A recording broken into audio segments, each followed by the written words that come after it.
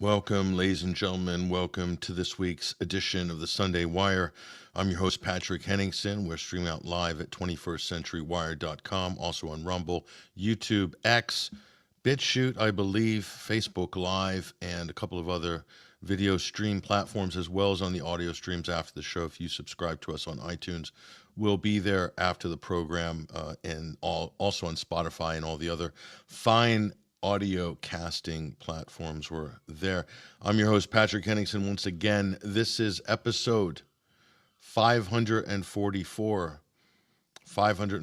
of this weekly Omnibus News Analysis radio program. We've done a lot of programs over the years, weekly. We've been going, this show has been going since, I believe, September of 2013. Right around there. So we've been going a while, but, you know, we've seen some strange things over the years, but nothing as strange as this. Since we've been on the air, like a real proper official denial by the White House, a proper real-time cover-up as it happens. And so blatantly obvious, nobody has seen anything this obvious before. Or as Trump would say, nobody's seen anything like it before. Quite frankly, nobody could have done it but me. Actually, he's correct. Nobody could have done this but Trump. It's just really over the top. Epstein. Epstein who? Epstein who? That's been memory hold this week. We'll talk about that during this first segment. We'll also talk about that during Overdrive with our teammates from Alternate Current Radio and the Boiler Room. I think we'll be joined by Hesher, Ruckus, hopefully Basil Valentine. So, you know, Epstein, who is he? Who is he? As Trump would say, why is everybody talking about Epstein? Who is this guy? I hardly knew him. I mean, so pathetic. And as a result of this cover-up, as a result of Donald Trump just completely trying to, you know, disown, whitewash, rewrite history, not very convincing. Obviously, the MAGA base is falling to pieces. This is the end of MAGA Camelot. It's over. If you notice something about Trump's body language, you know, he's not himself anymore. When he's with the press, when he's caught off guard or on a hot mic or on Air Force One, he's very evasive. He's not his confident, strident self. He has painted himself into such a corner. And it's only been 4 months, just over 4 months. So this is so fast. This has happened so quickly. We're not even a year into his term. So if it's going this bad now, I'm going to ask the question, is he going to make it to the end of this term? And, you know, with all the messing around with all of this and basically Trump raiding his House seats and Senate seats in order to fill cabinet positions, very bizarre. He's always done this, by the way. We told you why before, but some people listen, some don't. So he's raiding safe Republican House seats to find people to stick in cabinet positions that, quite frankly, anybody could do. But that's not why that's happened. It's happened because all of the people in the House and Senate are owned by the Israel lobby from day one of their career. The first check they get, if they're regarded as potentially talented and useful, which is most people on the Democrat and Republican side these days, the Israeli lobby will move in. And they'll move in with money. They will mentor them. They will look after them. In the event that whether they win or lose, it doesn't matter. They back everybody. And so they have long-standing relationships. Thomas Massie obviously revealed this in his Tucker Carlson interview last year, that everybody has an IPAC handler, an IPAC person, American Israeli Public Affairs Committee. This is an unregistered foreign lobby, and it's allowed to be unregistered in America because they get special treatment.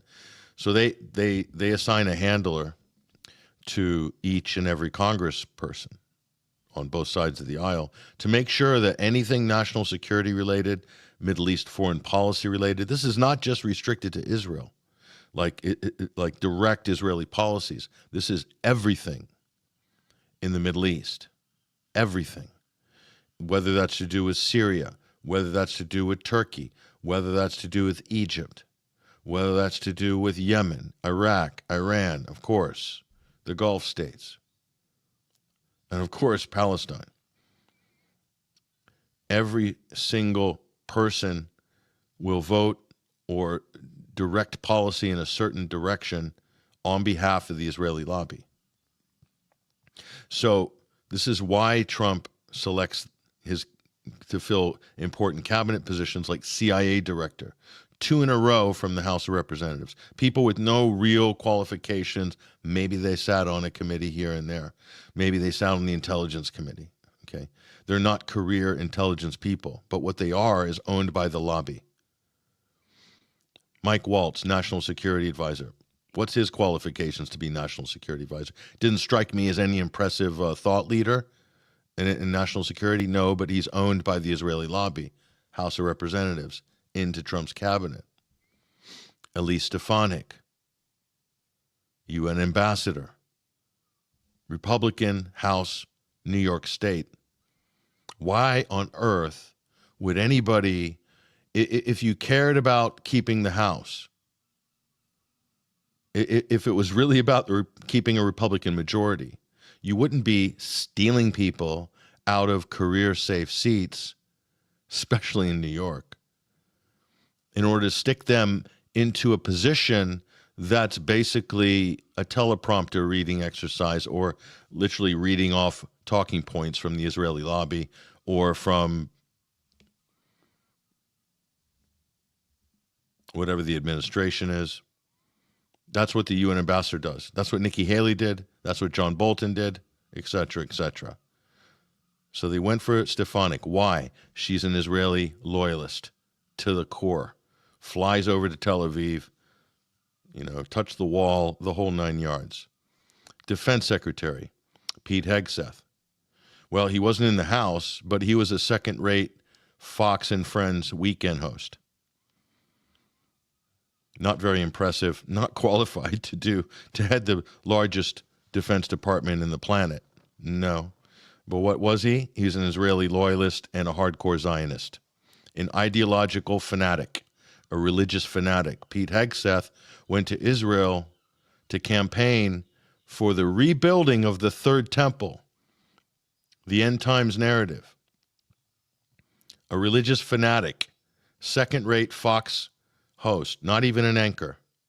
Highest rank as a National Guard reservist or something like that. I don't know. It's major.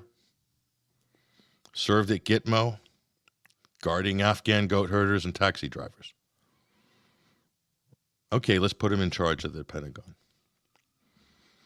Passed up all the 4 or 5-star generals that were perfectly qualified to do that job, or people that are just way ahead of Hegseth. But he was an Israeli lobbyist. Mike Pompeo, House of Representatives, Kansas, CIA director, and then moved him into Secretary of State. Marco Rubio, safe seat in Florida, seat for life. You don't give that up. Why would the Republicans give that up? Why would they jeopardize a seat like that? Why? Because Marco Rubio is owned by the Israeli lobby. Paul Singer, all these billionaires bankroll people like Rubio and others. So I'm looking at these cabinet picks, and it's Israel, Israel, Israel. And so it doesn't take a genius to work out, and this has also been said by others, I think accurately, that Donald Trump was given a short list of cabinet picks that were approved by the Israeli lobby, approved by Miriam Adelson, approved by Benjamin Netanyahu. So Israel selected the cabinet of the President of the United States. Anything to do with national security or foreign policy. Number one qualification, must be an Israeli loyalist or an ideological Zionist to qualify for a cabinet position. Tammy Bruce, what is she, the State Department spokesperson or something? I mean, it's embarrassing. Hardcore Israel firster. This is crazy. This is a country the size of New Jersey, a European colonial settler project the size of New Jersey in the Middle East. And it selects the U.S. cabinet. So Donald Trump is owned and operated by a foreign country. And who makes policy? Well, the cabinet does. Officials do. That's who makes policy. Why is Marco Rubio sanctioning Francesca Albanese, the UN Special Rapporteur on occupied Palestinian territories? Because she released a report that exposed all of the corruption and this genocide economy that includes a lot of big tech firms like Google, Palantir, and others, Microsoft, who are profiting off this political economy that's based on ethnic cleansing and genocide. So Rubio sanctions him. Rubio then attacks students. Rubio attacks the First Amendment in the United States. Rubio's deporting legal U.S. residents for criticizing Israel. How is this acceptable on any level? Why do Americans have to sacrifice the U.S. Constitution to pacify a foreign country, the interests of a foreign government? Because they don't like students in the United States protesting against a Holocaust.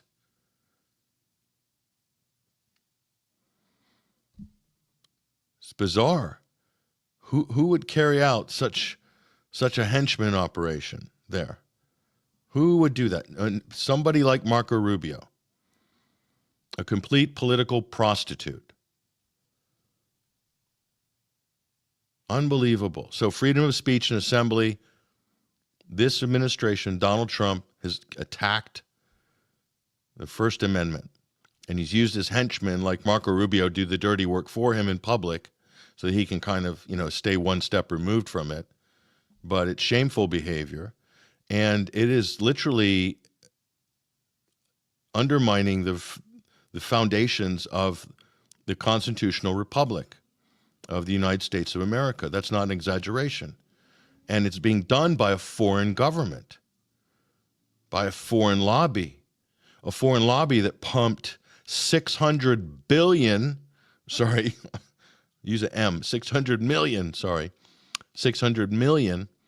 into Republican campaigns during the 2024 election cycle. 250 million of which went into Donald Trump's campaign. $250 million into the Trump campaign. It's not like Trump couldn't afford to run for president. He didn't need the Israeli money, but he took the Israeli money. Maybe he didn't have a choice. Maybe they made an offer he can't refuse. Is that what we're dealing with here? A mafia? Certainly looks like it. So a foreign mafia and domestic mafia working as one, Israeli mafia, whatever you want to call it, Jewish nationalist Israeli mafia, are corrupting our political system, buying off all our politicians in order to make decisions in the express interest of their foreign state, even if that means going against the U.S. Constitution and taking rights away from Americans, like freedom of speech, not allowing students to express themselves on campus, something that they've been able to do in the United States of America forever. And it's one of the really unadulterated places for free speech, should be on a university campus.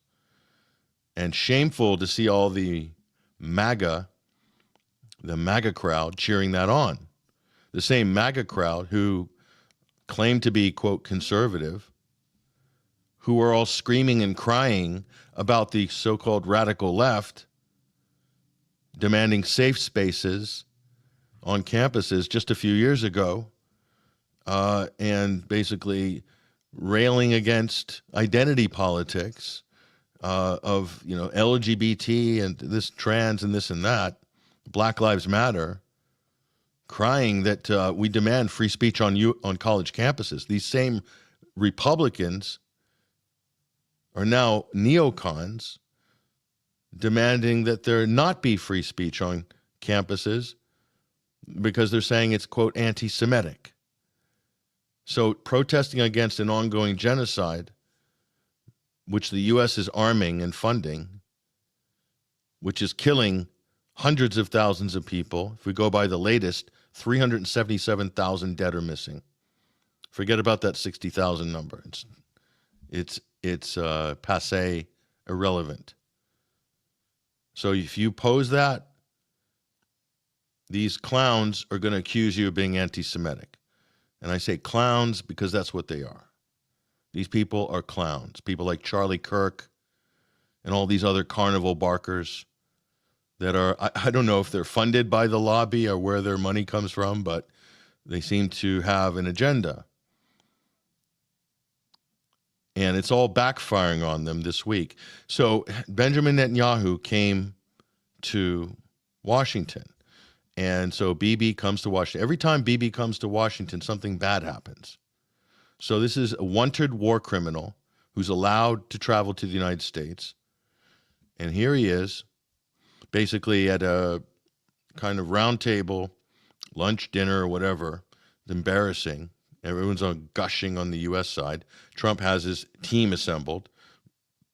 He's a very insecure president because he can't do anything or host anything without having his wall of, show of force with him, which is Rubio, Hegseth, the CIA director. I mean, never has a CIA director had to do so many public appearances. That's all this is performative. They're not actually doing anything but executing the wishes and policies and objectives of Israel. That's the entire U.S. foreign policy rotates around Israel's interests. Everything, every military position, every policy has Israel at the center. Take a look closely and you'll know that what I'm telling you is absolutely 100% true. But anyway, Netanyahu showed up and we have this video here, which is beyond cringe. I'll let you listen. So Netanyahu, after they're done patting each other on the back and singing each other's praises, Netanyahu offers Trump the Nobel Peace Prize. I mean, pretty incredible stuff. Listen to this. We're going to have a lot of great results, so it's great to have you. Thank you very much. Thank you. I want to express the appreciation and admiration, not only of all Israelis, but of the Jewish people and many, many admirers around the world for your leadership of the free world, your leadership of a just cause, and the pursuit of peace and security, which you are leading in many lands, but now especially in the Middle East. We have great opportunities. The President has an extraordinary team, and I think our teams together make an extraordinary combination to meet challenges and seize opportunities. But the President has already realized great opportunities. He forged the Abraham Accords. He's forging peace as we speak in one country and one region after the other. So I want to present to you, Mr. President, the letter I sent to the Nobel Prize Committee. It's nominating you for the Peace Prize, which is well-deserved, and you should get it. Thank you very much. This I didn't know. Wow. Thank you very much. Thank you. Coming from you in particular, this is very meaningful. Thank you very much, Bibi. Thank you. Thank you for everything you're doing. Thank you. It's a great honor. We're going to have a lot of great... I mean, Trump's comment at the end was very telling. And I don't think people picked up. He said, coming from you in particular, this means a lot. I don't know if Trump was making a joke there, saying how ridiculous it is that Netanyahu, in some way, you wonder if Trump, just despises Netanyahu, This is one of the most evil people on the planet. So just understand the historical context. Netanyahu will go down in history in the pantheon of evil actors. Right up, he's past Idi Amin. He's way past all that. He's right up there with Adolf Hitler in terms of what he has done, the callous disregard for human life, the sadistic, depraved way they're executing their disgusting so-called anti-terror operation, which is a Holocaust in Gaza. There's no other way to describe it. We've never seen horrors like this in our lifetime. My generation, the previous generations didn't see it either. This using the full force of a modern 21st century military against an unarmed civilian population, killing women and children, men, boys, at levels consistently for the last 21 months that nobody has ever seen before, and doing it in a kind of systematic, industrialized way. I mean, it's pretty incredible stuff. So Netanyahu has the front to come to the United States, and anyone can nominate anybody a Nobel Prize. If you have sufficient standing of a head of an organization or a politician, even, I'm not sure, but there are certain qualifications. You have to be of some kind of official standing, then you can nominate for a Nobel Prize. So anybody can nominate Trump for a Nobel Prize. I'm going to nominate Francesca Albanese, the one that the U.S. is sanctioning. She deserves the Nobel Peace Prize. She has worked tirelessly, has been criticized, canceled, and now sanctioned. Nobody deserves it as much as she does. If anyone does deserve it, she does. She is exemplary in her efforts and sincerity and her duty as a human. That's what Francesca Albanese is doing. So Trump just waged an undeclared war of aggression against the country of Iran. Iran never attacked the United States. Not only did they wage an undeclared war of aggression, which is in direct violation of the UN Charter and the laws of war, every international legal line or treaty it violates, and they attacked nuclear facilities, which is hugely risky for the population in Iran and regionally. I'm talking about radioactively and other environmentally. They didn't care. He said, no, we're going to wipe out their civilian nuclear program. So this, at the same time they're sanctioning them, trying to restrict their sale of oil, then they take out their independent civilian nuclear power plant with no evidence that Iran has any nuclear weapons or is working on one, other than Israel told us that Iran was days away. That's the intelligence that they've laundered. And Tulsi Gabbard, the DNI, although she said the U.S. intelligence assessment at the end of March was that Iran wasn't, that was the official position of the intelligence community, all 17 agencies, Iran wasn't working on a bomb and wasn't planning to.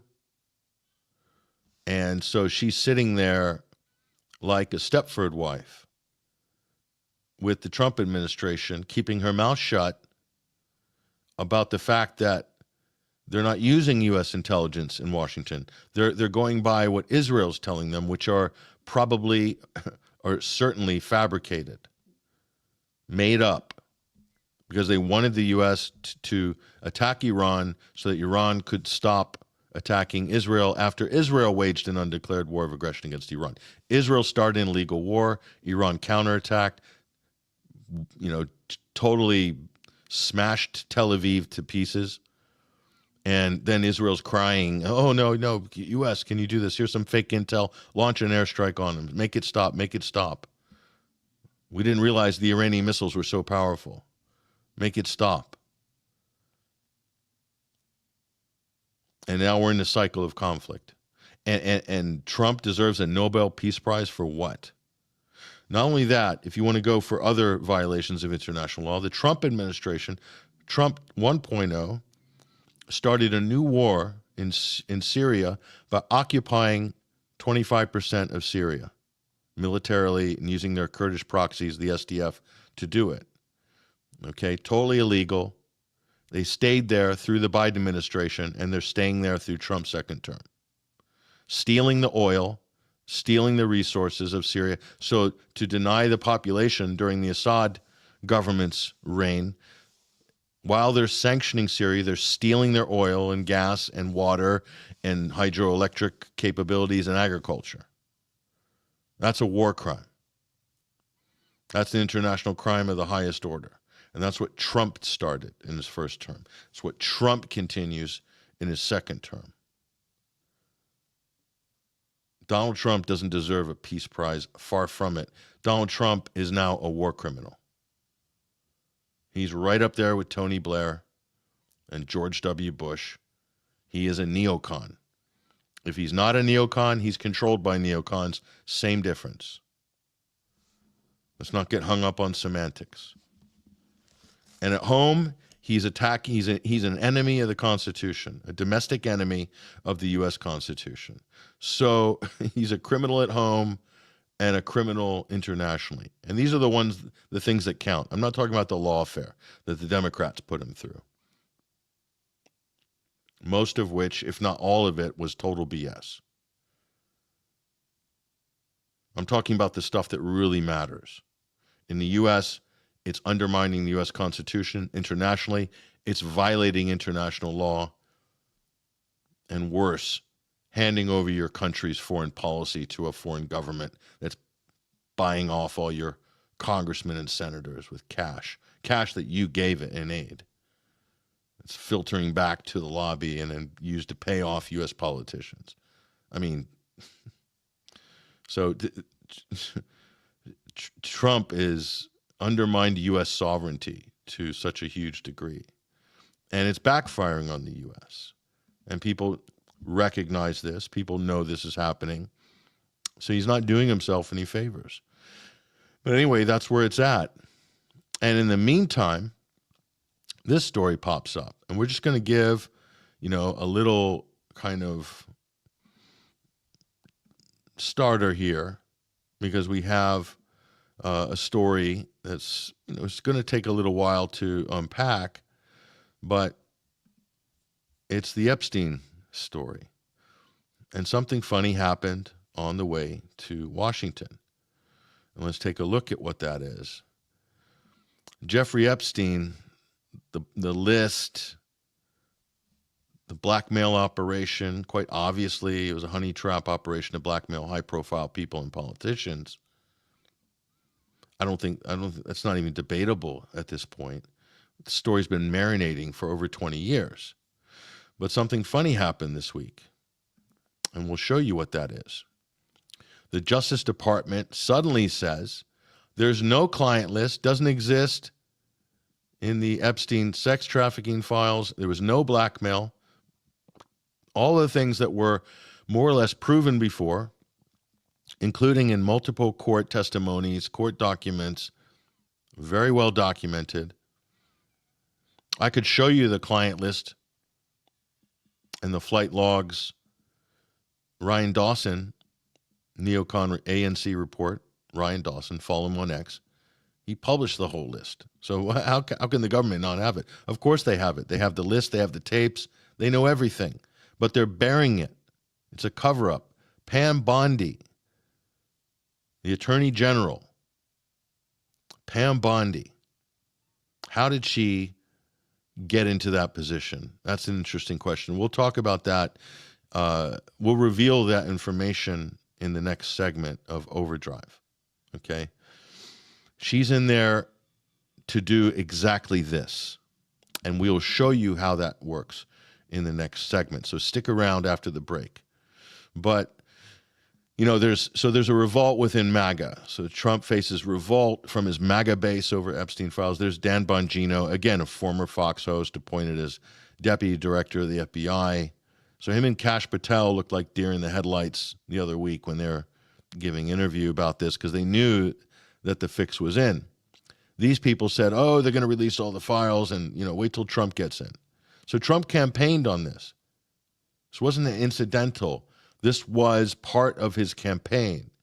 Elect me, and I will expose all the pedos and all the corrupt people on Epstein's list, and don't worry, and we're going to release the files. And Bondi did a whole performative thing a couple of months ago on the White House lawn, invited all these, Anon accounts and so-called journalists that are really just kind of conservative, not conservative, MAGA, Israel lobby mouthpieces, like Libs of TikTok, DC Drano, and Mike Cernovich, and all these people stood up there with their, proudly holding up their files. We'll bring the image up in the next segment.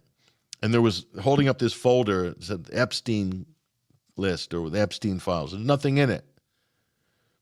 Liz Wheeler, all these people, these sort of like kind of vapid podcasters. They're not journalists.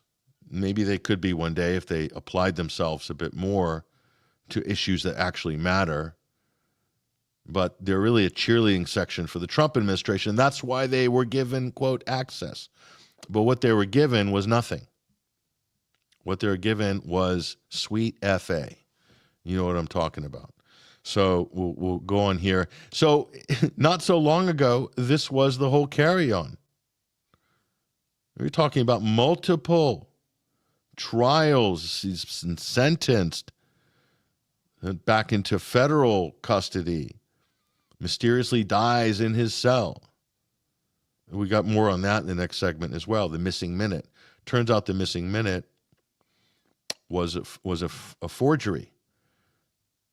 A doctored video was released by the Trump administration. This is worse than bad. This is a cover-up that even previous administrations that did cover-ups couldn't possibly imagine was possible to do this so brazenly and out in the open. Anyway, so here we go. This is what I'm talking about. Metadata shows the FBI's, quote, raw Epstein prison video was modified. There's no evidence the footage was deceptively manipulated. They're being generous there, of course. But ambiguities around the video, how it was processed, further fuel conspiracy theories. So metadata with Adobe Premiere software and anomalies regarding timestamps. So, of course, it was doctored. What a sloppy job. But it's going to end up that way anyway. It's unavoidable. They're doing a cover-up. This sort of stuff is going to happen. There's going to be mistakes. They won't be able to fix everything. And basically what they're saying is, this is the establishment saying to the public, we know you know, but F you. What are you going to do about it? That's what this is. We know you know. There's reams of evidence. There's flight logs over here, testimonies over here, victims' testimonies, as long as the arm of Wilt Chamberlain. But they're saying, despite all that, F you, Joe Public. What are you going to do about it? And look at the Democrats cowering, quiet. They're not pushing back on this at all. Why? Because this cover-up protects some of the highest-ranking Democrats. So Trump's throwing the Dems a solid here. Bill Clinton's implicated. Bill Richardson's implicated. And many others. Some high-ranking Democrats, big tech lords, Bill Gates. These are the sort of people that are implicated. And although he denies it, Alan Dershowitz is up to his neck in it. He's throwing up all sorts of flotsam and jetsam this week as well, saying, oh, yes, this is a cover-up, this is a cover. He was Epstein's attorney. So he's throwing up misdirection, trying to basically save his ass, which is what Dershowitz ultimately cares about at the end of the day, that and Israel. So Pam Bondi, interesting. Where did she come from? And why did she arrive in the Attorney General's position? Well, we'll tell you how she arrived in the next segment because it's a very interesting story. But you can't deny the fact Trump is, Trump is saying, oh, I never knew the guy. I never knew. He was a creep. I didn't know him. Here he is, 2000, Mar-a-Lago. We have so much footage of Trump with Epstein. We don't have time to show it all. He knew him very well. He said he was a terrific guy. And now he says he's a creep. So we'll play you a video file of Trump was just asked about Epstein recently. We'll play you this video file because it's interesting. And released yesterday with Jeffrey. Watch this and listen closely. He's being asked point blank. He's being asked point blank. Sure. Your memo and release yesterday with Jeffrey Epstein, it left some lingering mysteries. One of the biggest ones is whether he ever worked for an American or foreign intelligence agency. The former Labor Secretary, who was Miami U.S. Attorney Alex Costa, he allegedly said that he did work for an intelligence agency. So could you resolve whether or not he did? And also, could you say why there was a minute missing from the jailhouse tape on the night of the Yeah, sure. If Hey, Pam, could I just interrupt for 1 second? Are you still talking about Jeffrey Epstein? This guy's been talked about for years. You're asking, we have Texas, we have this, we have all of the things. See, Trump is gaslighting here. Trump is gaslighting. You can see he's panicking. Trump is terrified. He's terrified. And look at the other two, both part of the servants of the Florida mob as well. Pam Bondi. Look at the body language of Bondi. She's leaning away. You see that? She's leaning away. Marco Rubio is basically just saying, I hope this is over soon. So get me out of here, says Spock.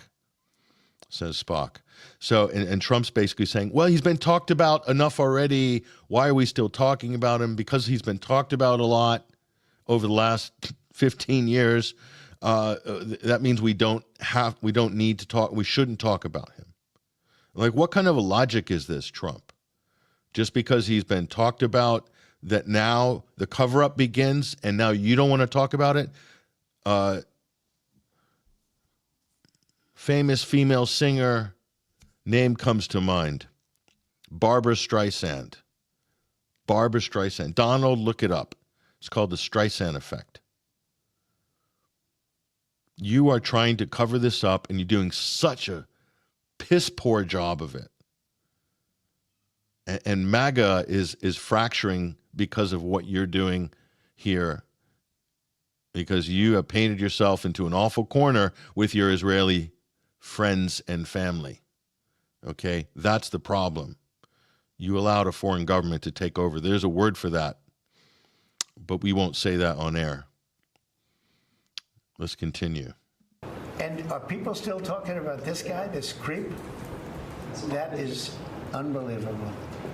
Do you want to waste the time, and do you feel like answering? I don't mind answering. I mean, I can't believe you're asking a question on Epstein at a time like this, where we're having some of the greatest success and also tragedy with what happened in Texas. It just seems like a desecration, but you go ahead. A desecration. I mean, Trump does have a way with words, especially when he's caught. When he's caught out, he basically panics and throws up some of the stupidest things you've ever seen. So, I mean, this is just beyond embarrassing. So he knew Jeff very well, and he knew Jeff Epstein for a very long time. So they were acquaintances. They probably had overlap in terms of financial business, I'm sure. So, I mean, for him to say that is just completely disingenuous. But party show. Let's. This is 1992. 1992. This is back when Jeff was in his prime, and Donald was a bit of a man about town. Donald Trump was a man about town. It's interesting, the stuff that's emerging now. Of a Mar-a-Lago party shows Trump giving Epstein his personal attention. The footage, shot in November of 1992, before Trump opened the resort as a club, shows the future president surrounded by cheerleaders for the Buffalo Bills and Miami Dolphins, capturing Trump's fun-loving bachelor lifestyle for an appearance on Faith Daniels' NBC talk show. We're going to get great ratings in your show. Trump is surrounded by women as music blares in the background. After a while, Trump goes to greet 3 new guests, among them the financier Jeffrey Epstein. Come on in. Go inside. More than a decade before his guilty plea on state prostitution charges. Later in the footage, Trump is seen talking to Epstein and another man as women are dancing in front of them. Trump alternates between dancing and pointing out women to Epstein and the other man and telling Epstein about the cameras. Though exactly what they say is difficult to understand as they discuss the women and their appearances, Trump gestures to one and appears to say to Epstein, "Look at her back there. She's hot." And then Trump says something else. What's with the eyebrows with Trump? I mean, it's really, as you can see, he hadn't sorted his hair out properly even back then. So, like, some things, I guess, don't change, nor do they go out of style. But, I mean, that's just one of many examples. We also have all this, the various pictures. And we have allegations from people like the vexatious Trump diarist Michael Wolff, and so we'll bring back the images. So that's from 2000 right there. That's Trump, a young dashing Melania. He's done well to pick her up, obviously, and then Jeffrey Epstein and the British Israeli spy Ghislaine Maxwell. Isn't that interesting? Daughter of Robert Maxwell, super spy for the Israeli government. Was given a state funeral when he died. Former media mogul who is also moonlighting as an Israeli spy in Britain. So there's an overlap between British intelligence here. It's something that people don't really talk about, but it exists. So that's back in 92. There's Trump with the eyebrows. And then, so this is Michael Wolff. And look, I take a lot of this stuff with a pinch of salt because it's Michael Wolff. And he's clearly a fabulist. He's definitely in it for money. But somehow he's been given access in and around Trump and his inner circle, and some of this stuff is checked out. But so this is from the Daily Beast here. This is actually on the House of Representatives website in a PDF, and explosive tapes recorded by Michael Wolff show Epstein claiming Trump liked to shag his friends' wives. We'll use that term, shag. And slept with Melania slept with Melania, his current wife, on the Lolita Express. That's Jeff Epstein's jet.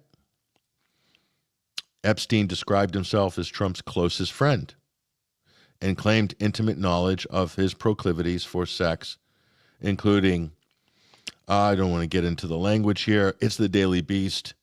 It's called the Daily Beast for a reason. But, Lolita Express. So Trump was on Epstein's jet. I think he even admitted he was. So the details of which remain murky.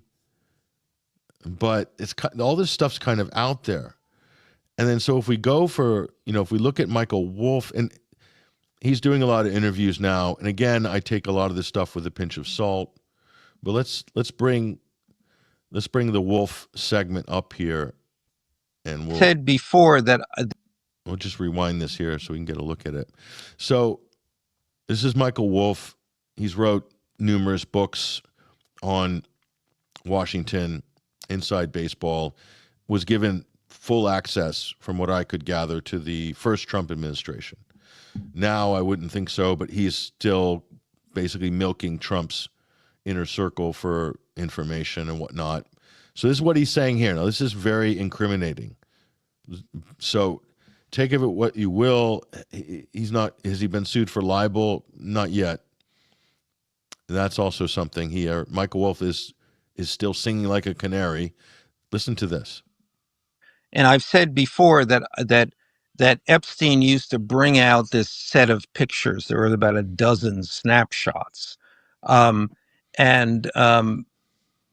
And among them, there are at least 3 that I remember, 2 of topless girls sitting in Trump's lap around Epstein's swimming pool, and then one with a stain on the front of Trump's pants with 3 or 4 girls laughing and pointing at it. So I have seen those pictures. So what's your best guess as to where they are? Well, I'm my best guess is that Epstein kept them in the safe. The safe was emptied out by the FBI. Where are those pictures? Wow. So again, I think that was on Vicky Ward's Substack. She's a journalist, one of the early ones reporting on this, as well as Nick Bryant at Gawker. So we're talking about 2012, going all the way back to that point as well. So, you have people have different opinions. Epstein experts, there's plenty of those around. They have different opinions on the veracity of some of these journalists and so forth. But you do see reoccurring themes popping up again and again. And so these are things that I don't think you can really ignore. And just to round out this, we'll bring out here, Trump is, there he is with the hands again. That's the T-Rex pose that Trump likes to do. That's very defensive body language, by the way. So we've got the missing footage. There's a minute missing, as if by magic, but there's no cover-up. Nothing to see here. Move along. And then we've got other video footage. Maybe we'll show some more in the second segment. But where is this all going for Trump? There's Pam Bondi with Lindsey Graham. Do we need any caption for that? I think that's kind of speaks volumes there. Just take a look at that. They seem to be quite chummy. Yeah, be careful with the company that you keep because it does define you to some degree. But what a sleazy place Washington is. So that's kind of what you're dealing with there, a hive of neocons. And, well, what can we say? Well, there's more. We got more on Pam Bondi, how she got the AG position, which should basically give the key to this whole scandal. Okay? And we'll reveal that after the break, so you don't want to miss that. Stay with us. We'll be joined by our teammates, Hesher, Ruckus, maybe Basil Valentine on the other side. This is Patrick Henningsen. This is the Sunday Wire. Stay with us. And by the way, we are going to premiere a video right now. So this is, now we champion independent artists on this show. We have done for over 10 years. And we champion independent artists. And we have great independent artists. So this, I'm going to say this, and this might sound a little bit over the top, but this has to be the best music video I have ever seen from an independent music artist. I mean, I'm telling you right now, he told me he was making this video, and it sounded crazy. I didn't know what to expect. And it was crazy. It's come out crazy. This is a crazy, crazy, crazy video. It's called Lines in the Sky. It's about chemtrails. Whatever you believe or don't believe about chemtrails, I guarantee you, no matter what your view on this issue is, you're gonna love this video by Phil Zimmerman. Phil Zimmerman of Freedom for Flowers fame, Phil Zimmerman of Killing Granny at the Edinburgh Fringe Festival, the great actor, great musician. This song is a banger. It's called Lines in the Sky. Lines in the Sky. It's on YouTube. We put a link on the show description and also to Phil's Instagram account as well. Lines in the Sky. This is the ultimate chemtrails punk rock song, and this video is something else. Honestly, I couldn't believe it when I saw it, but I'm going to let you guys see it right now. We're going to premiere Lines in the Sky on the Sunday Wire this week by Phil Zimmerman, and we'll see you in a few minutes. Enjoy.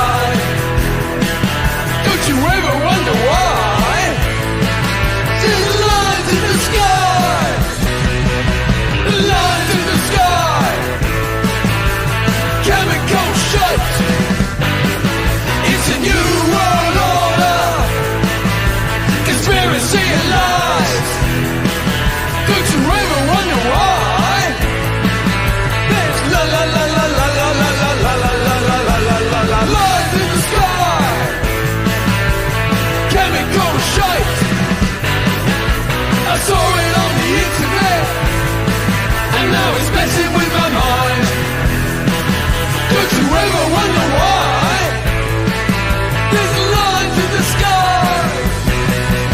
They think we're all zombies, lobotomized sheep, addicted to apathy.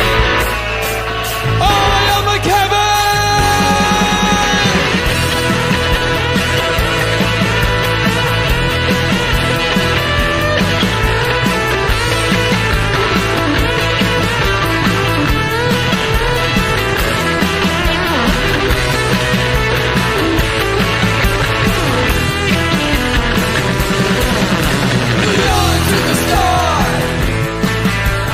Chemical shows raining down on you and I. Don't you ever wonder why there's la la la la la la la la la la la la la la la la la la. Get up, stand up, wake up, speak up.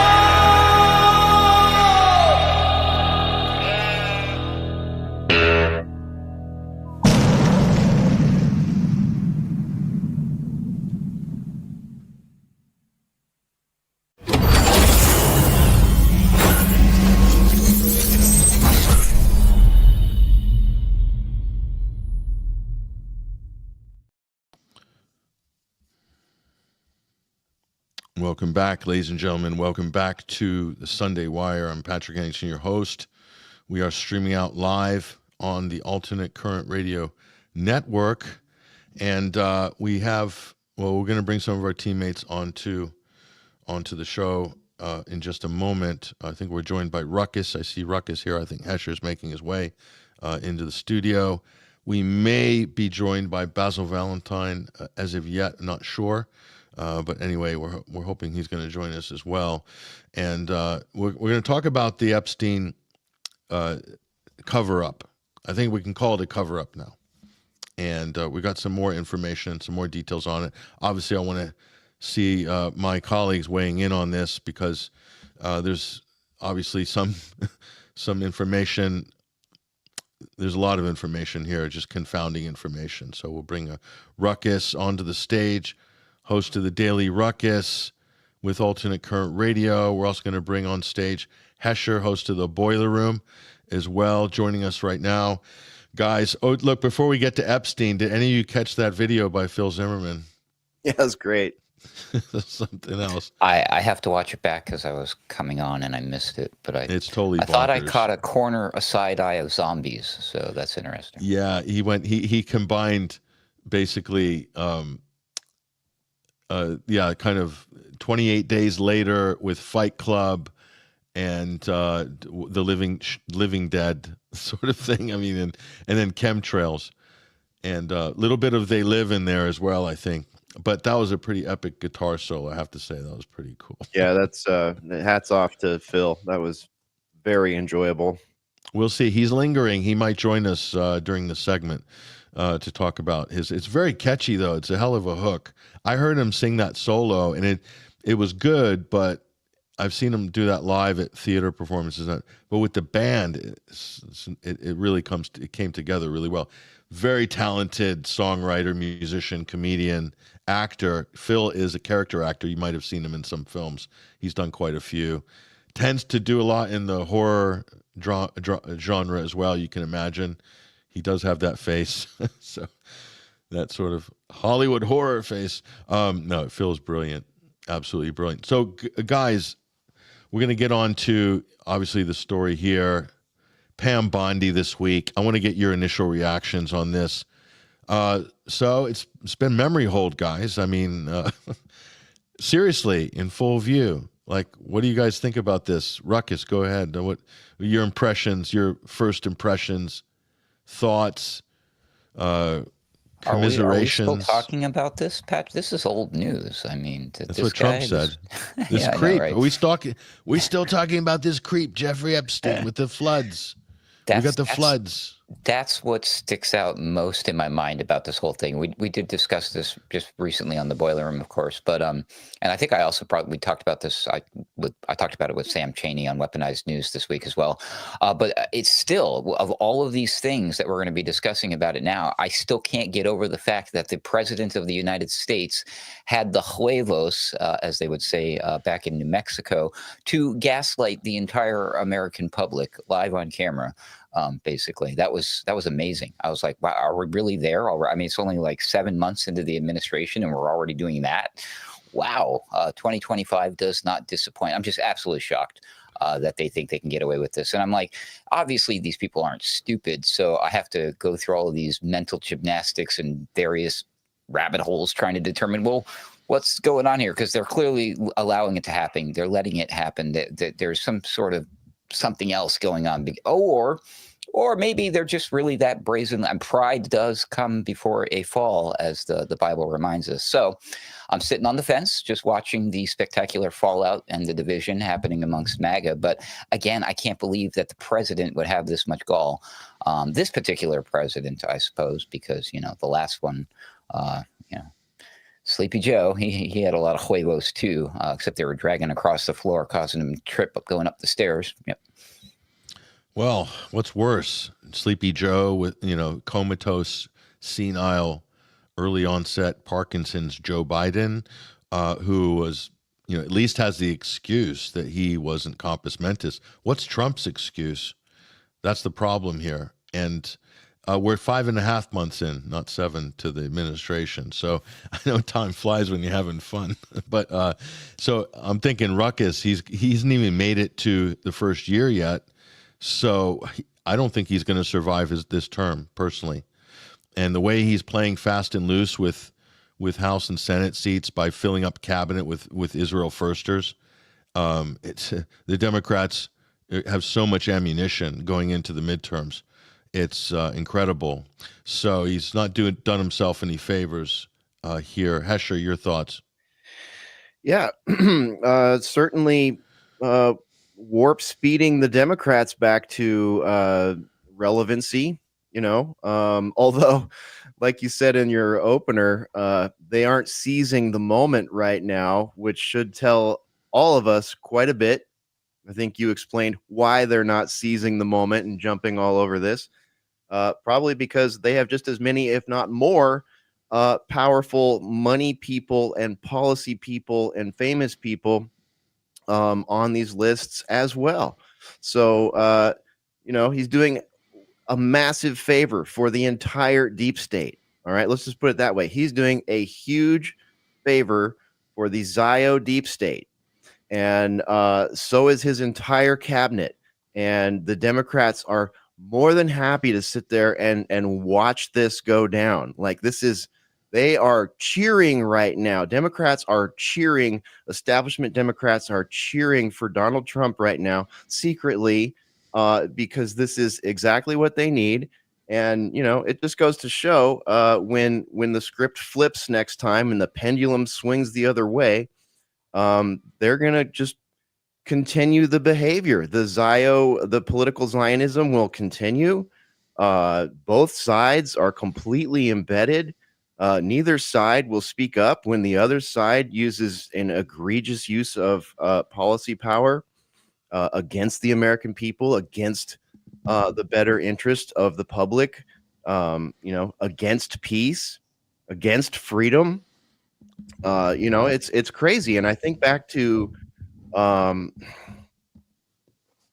warp speed, quite frankly, Pat. It's like, let's go back to warp speed for a second here. Maybe we should rethink what he actually meant when he said warp speed, because we all thought it was in reference to the development of a particular product for a particular reason, right? Of course, we here at the Sunday Wire and Alternate Current Radio were shouting like madmen, basically trying to get people's attention, saying this is not what this is for. This is not the right thing to do. We don't even understand the problem, the source of the problem, the effect of the problem. And, so that was the first one. And it was like, okay, wait a minute. Plus, then over the months, we found out this stuff was already developed. It had been made by the Pentagon a long time ago. It's being rolled out by different corporate entities in different countries and different states with different mixtures to varying different effects, most of which were not good, fatal in some cases, many would say. So, but what is the warp speed? Was warp speed more of a longer plan? That's what I want to know, because we have warp speeded into something far beyond what was unleashed into the human genome and the public psyche in late 2020 and 2021. Now he's unleashed the ability to be the emperor with no clothes, I guess, to just say there's nothing to see here. Yes, my sons and I campaigned on this, podcasted on this, talked about this, used it as a political springboard for years on end to attack the other party. And now, who's this guy? Who's this guy that says, oh, that guy again? This guy is saying that guy? This guy's Donald Trump. And he says, oh, that guy? I don't want to hear about it. And then he uses a completely defunct dinosaur media leftist task of leaning on people's emotional bodies and saying, you can't talk about this right now. There's 180 people missing in Texas. You can't. How dare you? How dare you? You know what? He turned into Greta all of a sudden? No, fuck this guy, dude. I'm over it. Whoa, strong words there from Hesher. He's definitely voting in the no column for Trump there. Now, this is the comment here. Little Carle, one of our more canny observers in the comment areas, if there is no client list, according to Bondi and the DOJ, what is Ghislaine Maxwell in prison for? That's good question. She's in prison. I mean, Ruckus, should she be released, seeing that supposedly suddenly this whole thing never happened, according to the cover-up? I cannot prove for myself that woman is actually behind bars somewhere, so I can't. Good point. I can't say. She could be shopping at Harrods in London. We don't know. Like Leonie Helmsley, you remember that? She got off. She got a key to the back door, flying off to Europe in a private jet. Oops! Oh my God! Did that happen? Yeah. Okay. And I will not rule out Jeff Epstein himself is in some sort of let's just say protection program or whatever, because that whole thing is completely contrived. But that's another story. We won't go down that rabbit hole just now because it's too deep. But here, never underestimate the ability of the Democrats to F it up and lose, though. Talking about the midterms. Okay, fair enough. And here we go. Sigmund Freud once said one thing correct. The psychopathology of everyday life. Well, yeah, that's Washington. That's why. So all these disasters are going on. And so it's almost like a lot of the smoke and mirrors that you're seeing, especially with regarding this whole performative strike on Iran, and now they're going after the Houthis this week, and then Trump flip-flopping and calling Putin bad names suddenly. It's to distract from this, because this thing has been brewing for 20 years. Multiple federal trials, hundreds of witness testimonies, and they're going to memory hole this?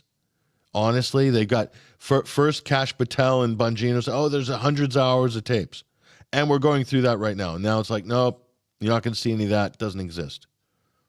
So basically they're saying, we can't show you any of this evidence. We can't pursue this case. And this announcement was made while Netanyahu was in Washington. So the symbolism of that, I don't think we can ignore, quite frankly. But I want to get your guys' opinion on this. Now, who is Pam Bondi? This is the question that I'm interested in. Because anytime you have a cover-up, because the last AG was a guy by the name of William Barr.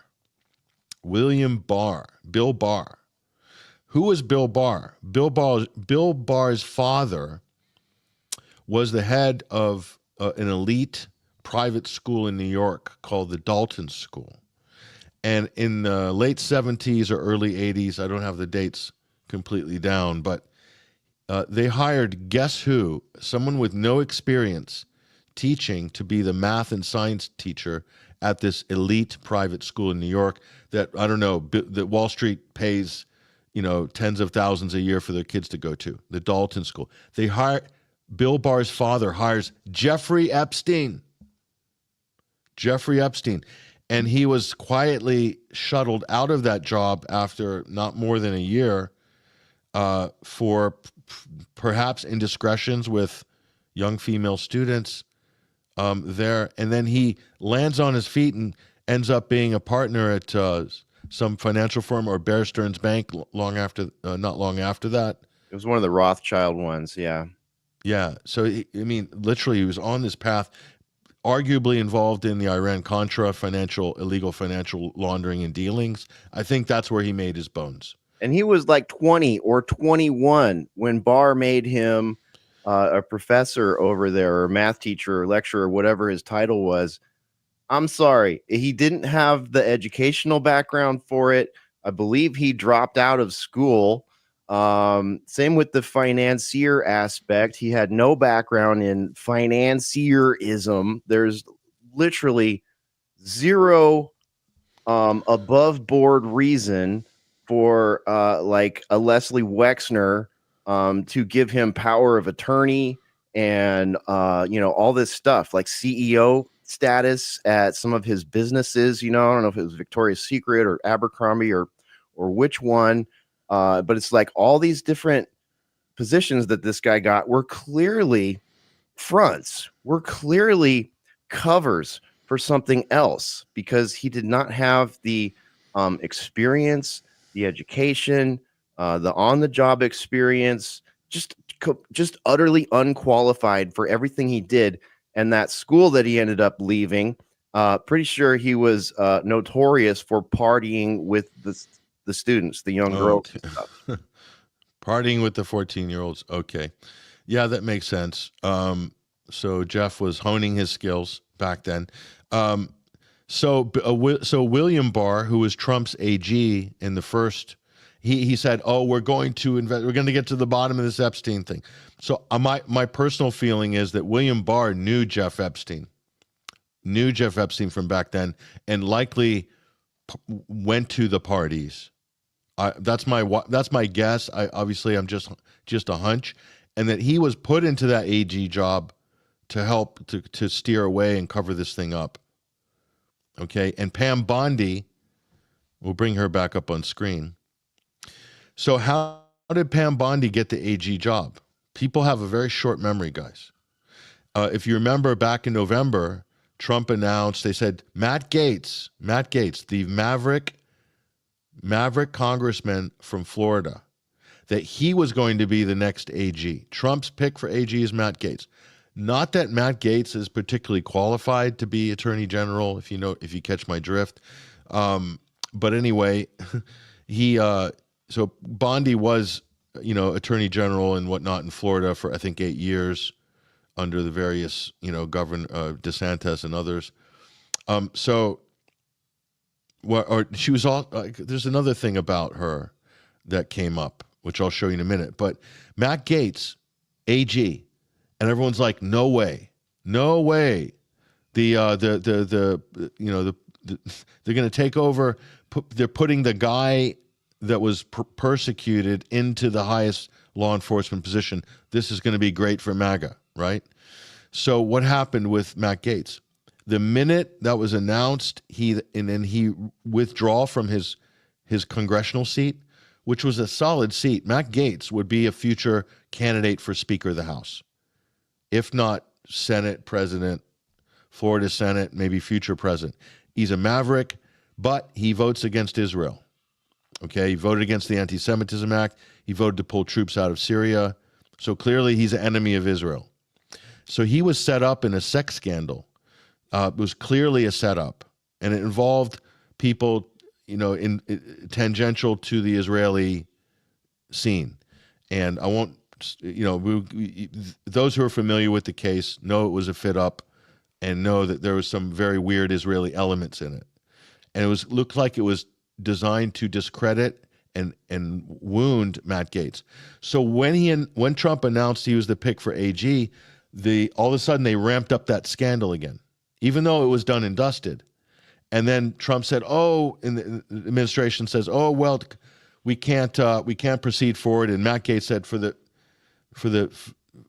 is for the best of the Trump transition team, I'm going to step back. Okay. So he vacated a safe House seat. He was a powerhouse. He dumped McCarthy. He ejected the last speaker. That's how much power Matt Gaetz had. They removed him from the House, got him out of politics, and then did a Kansas City shuffle, bait and switch, to get him to relinquish his seat, promise him the AG, and then yanked the rug out from under him for AG. And then guess who comes in? The person who was going to bury the Epstein story, Pam Bondi, Florida Mafia. Guys, do you see what just happened here? That's my reading on it, and I've spoke to people in Washington. That some of them who are, let's say, in the conservative circles, right in there, they said that's very plausible. That's very plausible. So it didn't make sense at the time. Why would you take one of the strongest Republicans out of the House and then rug pull him on an AG position? And now I know why, because of this. So Matt Gaetz is a sacrificial lamb at the altar of a foreign government. Thoughts, gentlemen? Chime in. Matt Gaetz is one of the, alongside Marjorie Taylor Greene, who is used quite frequently to, before Trump was elected, demonize the entire Republican Party, the entire MAGA movement, and by proxy, Trump himself. And then as soon as he got elected, he starts throwing these types of people under the bus. These are two serious breakaways from the going narrative, especially concerning the Israeli lobby thing. Marjorie Taylor Greene was just running around doing an appearance with Tucker, saying some incredibly incendiary, maybe she should be sanctioned by Marco Rubio type of things. And then, Matt Gaetz. Yeah, it doesn't surprise me that these people who they for so long try to demonize and set up there, it's useful to do that for both sides when it's convenient for them. So, although Trump may have been like best buddies with them while they were, shared a common enemy, I believe that they're now considered an enemy to the current Israel/MAGA thing. Tucker's been thrown under the bus, Ruckus. Oh yeah, of course. Yeah, no, he's a Russian agent. I mean, he went to Moscow and said that the grocery stores are clean, the subways are clean, so obviously he works for Putin. But Trump threw Tucker under the bus.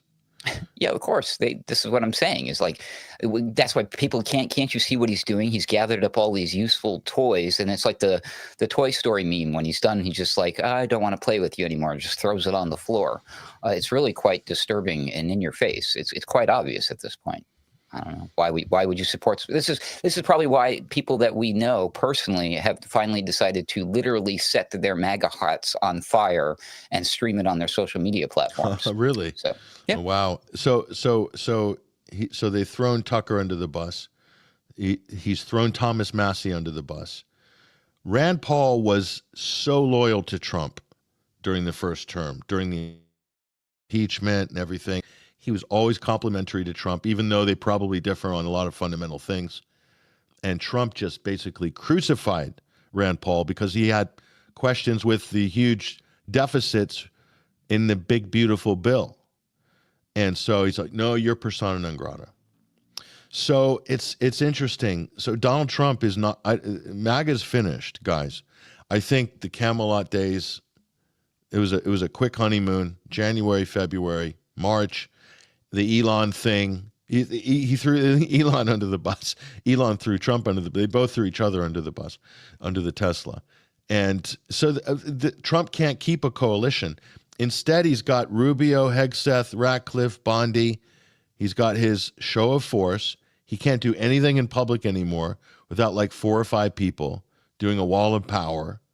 Okay, I've never seen a president that required this level of performative theatrics.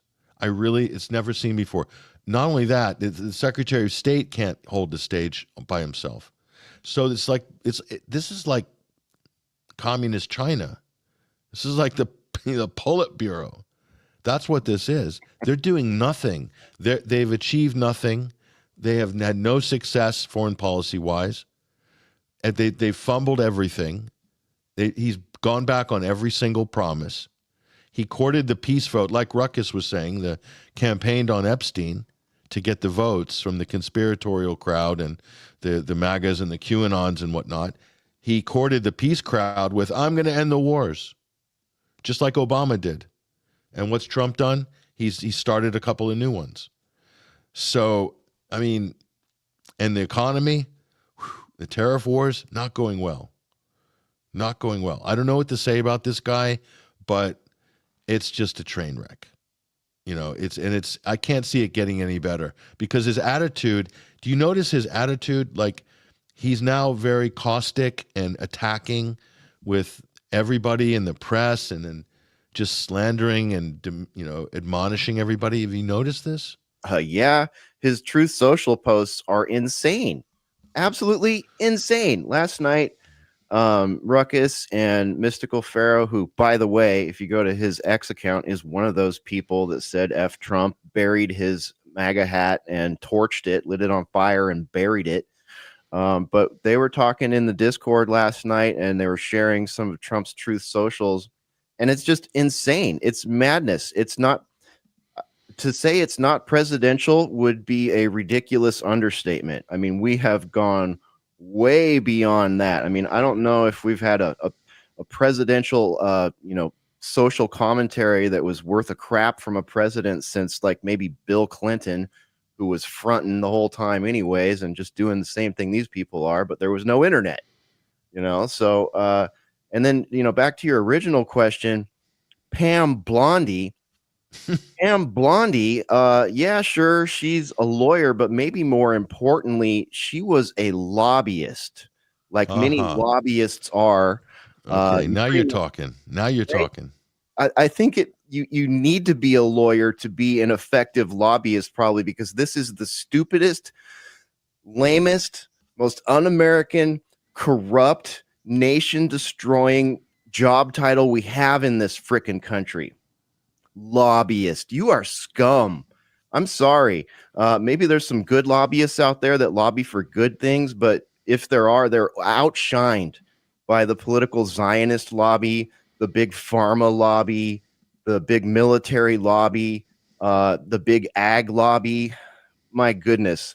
Like, if you are a well-intentioned America First lobbyist, I don't know who the hell is paying you to do that, first of all. And if you are, you're up against people that are being paid a lot more to undermine what you're trying to fix. So Pam Blondie in 2019 was hired by Ballard Partners, which is a firm with close ties to Trump. And she started working as a registered foreign agent, right? She had to commit herself to the FARA Act, the Foreign Agents Registration Act. And she was a lobbyist for the embassy of the state of Qatar.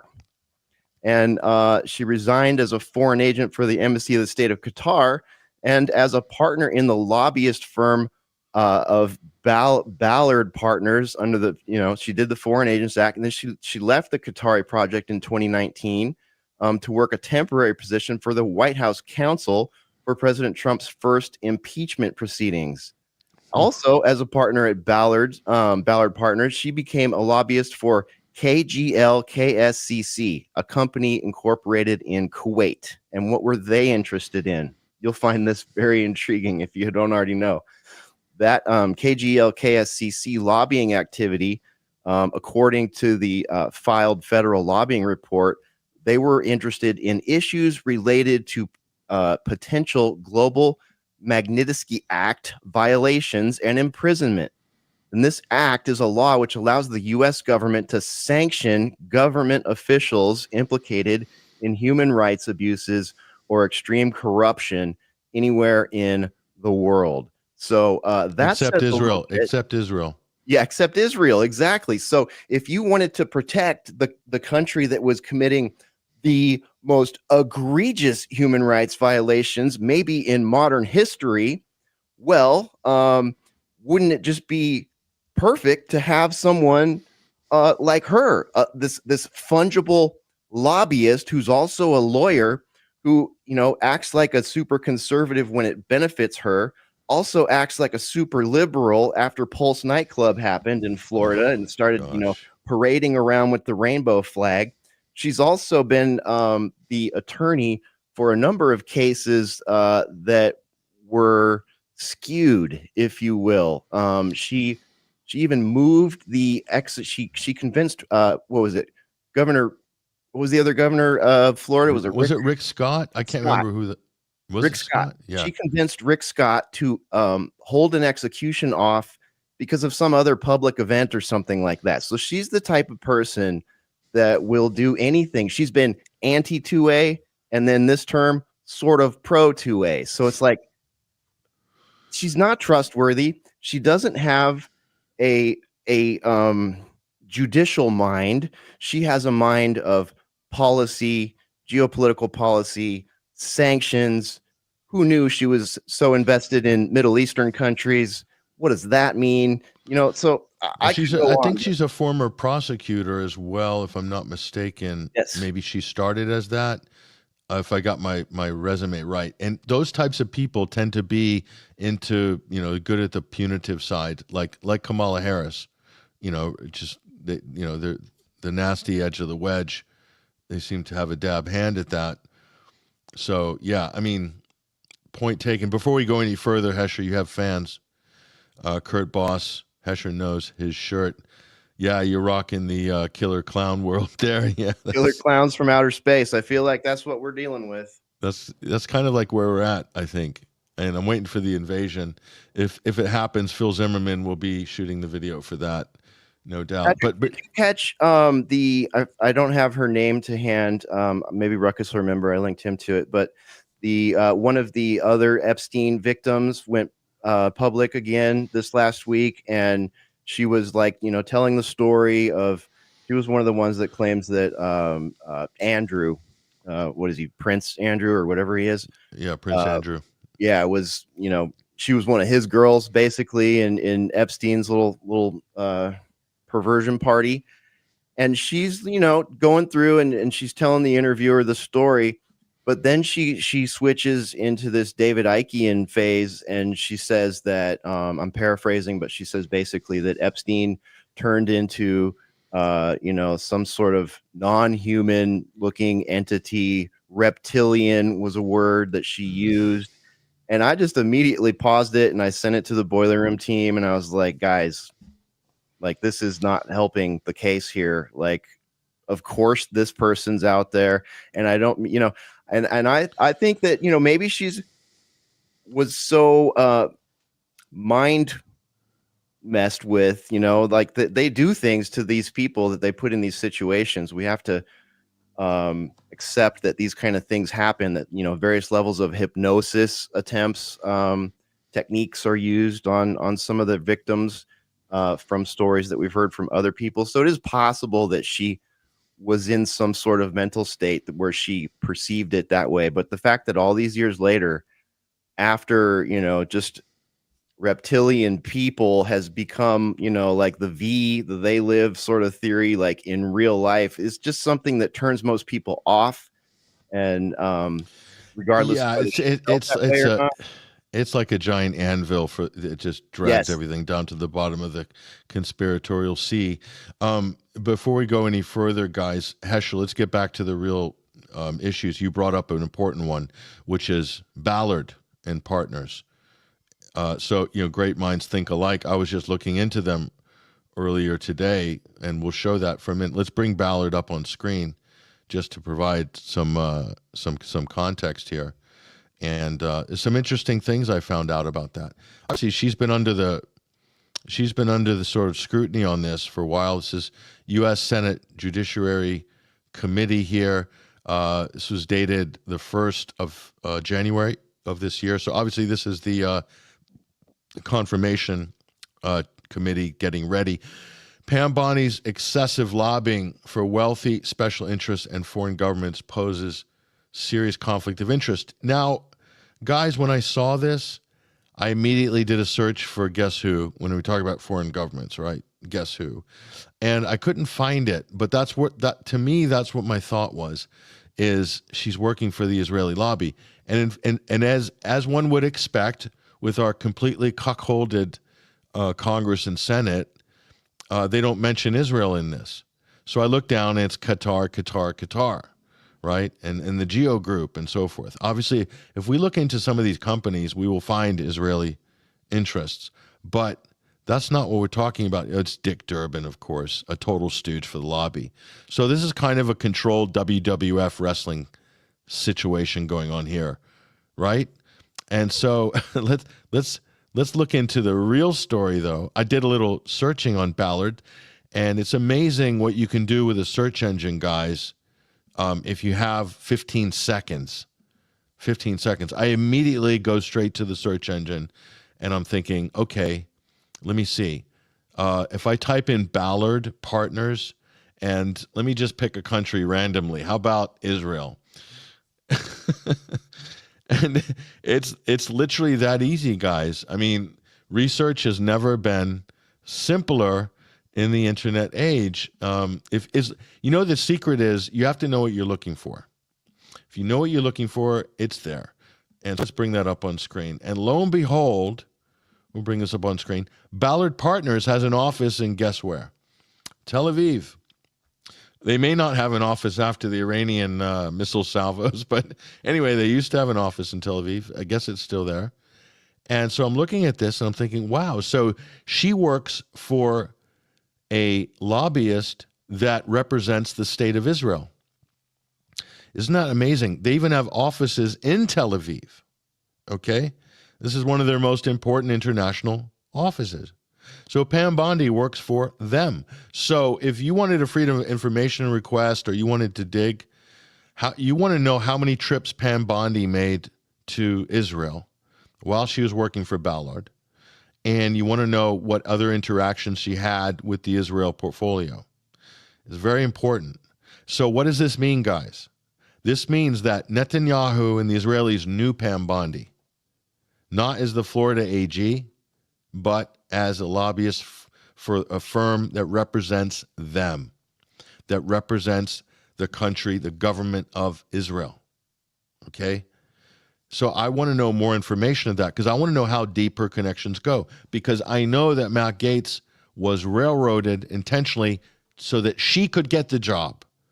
But it was done in a way, the whole theatrical skit with Matt Gaetz and the AG thing was performed in such a way that it made the public think that this was a series of events that kind of just happened, and then they went, Bondi was the next qualified person. So they killed two birds with one stone. They got rid of Matt Gaetz, they discredited him, and they got in the girl that they wanted, Israel. Israel picked the AG. That's my personal reading on this. I mean, I don't think it's that conspiratorial, considering everyone knows the whole Matt Gaetz thing was a scam set up by Israeli interests to discredit him. The only congressman, I think, one of the only ones that voted against the anti-Semitism bill when it first came. You remember that a year and a half ago? That was Gaetz. And the only person, one of the only people that said to pull the bill, support the bill to pull our troops out of Syria. Okay, he was pretty much alone, save from a couple, on that as a Republican. So this just makes perfect sense. I'm glad you brought up Ballard Partners, Hesher, because you're on the right track with the law. Because guys, involved in lobbying, it's a dirty business. So all you have to do is just pull on that thread. And this is what we find. So are you guys, I wasn't surprised to find this, quite frankly. Go ahead. Anybody want to jump in here? I'll bring some comments in as well.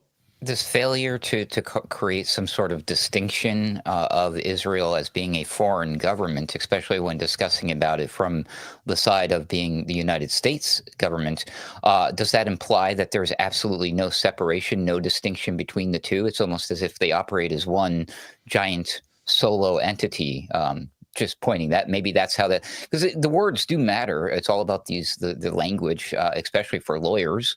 So maybe that's their cover your ass way to like, well, yeah, we're not talking about Israel because we are Israel. You know, to them they don't distinct, between the two. I don't know, distinguish between the two.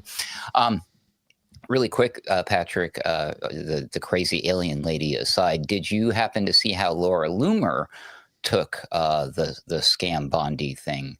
Because another group of people who have been thrown under the bus lately by the Donald is, of course, these MAGA blue checkmark conservatives. But just recently, her response to this is like, because nobody's buying this Bondi thing, so even she's upset about it, and she believes that scam Bondi's got to go, and she has a much better solution. She wants to nominate David Schoen as the U.S. Attorney General. So I thought you would find that incredibly interesting. In case you didn't know what his history is, he's represented some pretty high profile people, including none other than financier Jeffrey Epstein. Okay, look, I'm glad you brought this up, Ruckus. Okay, Laura Loomer is basically a misdirection actor. She works for Israel quite clearly. She's quite open about she's batting for Israel. So I assume she's working for the cause either officially or unofficially. So whatever she's saying, and I noticed this, Megyn Kelly as well.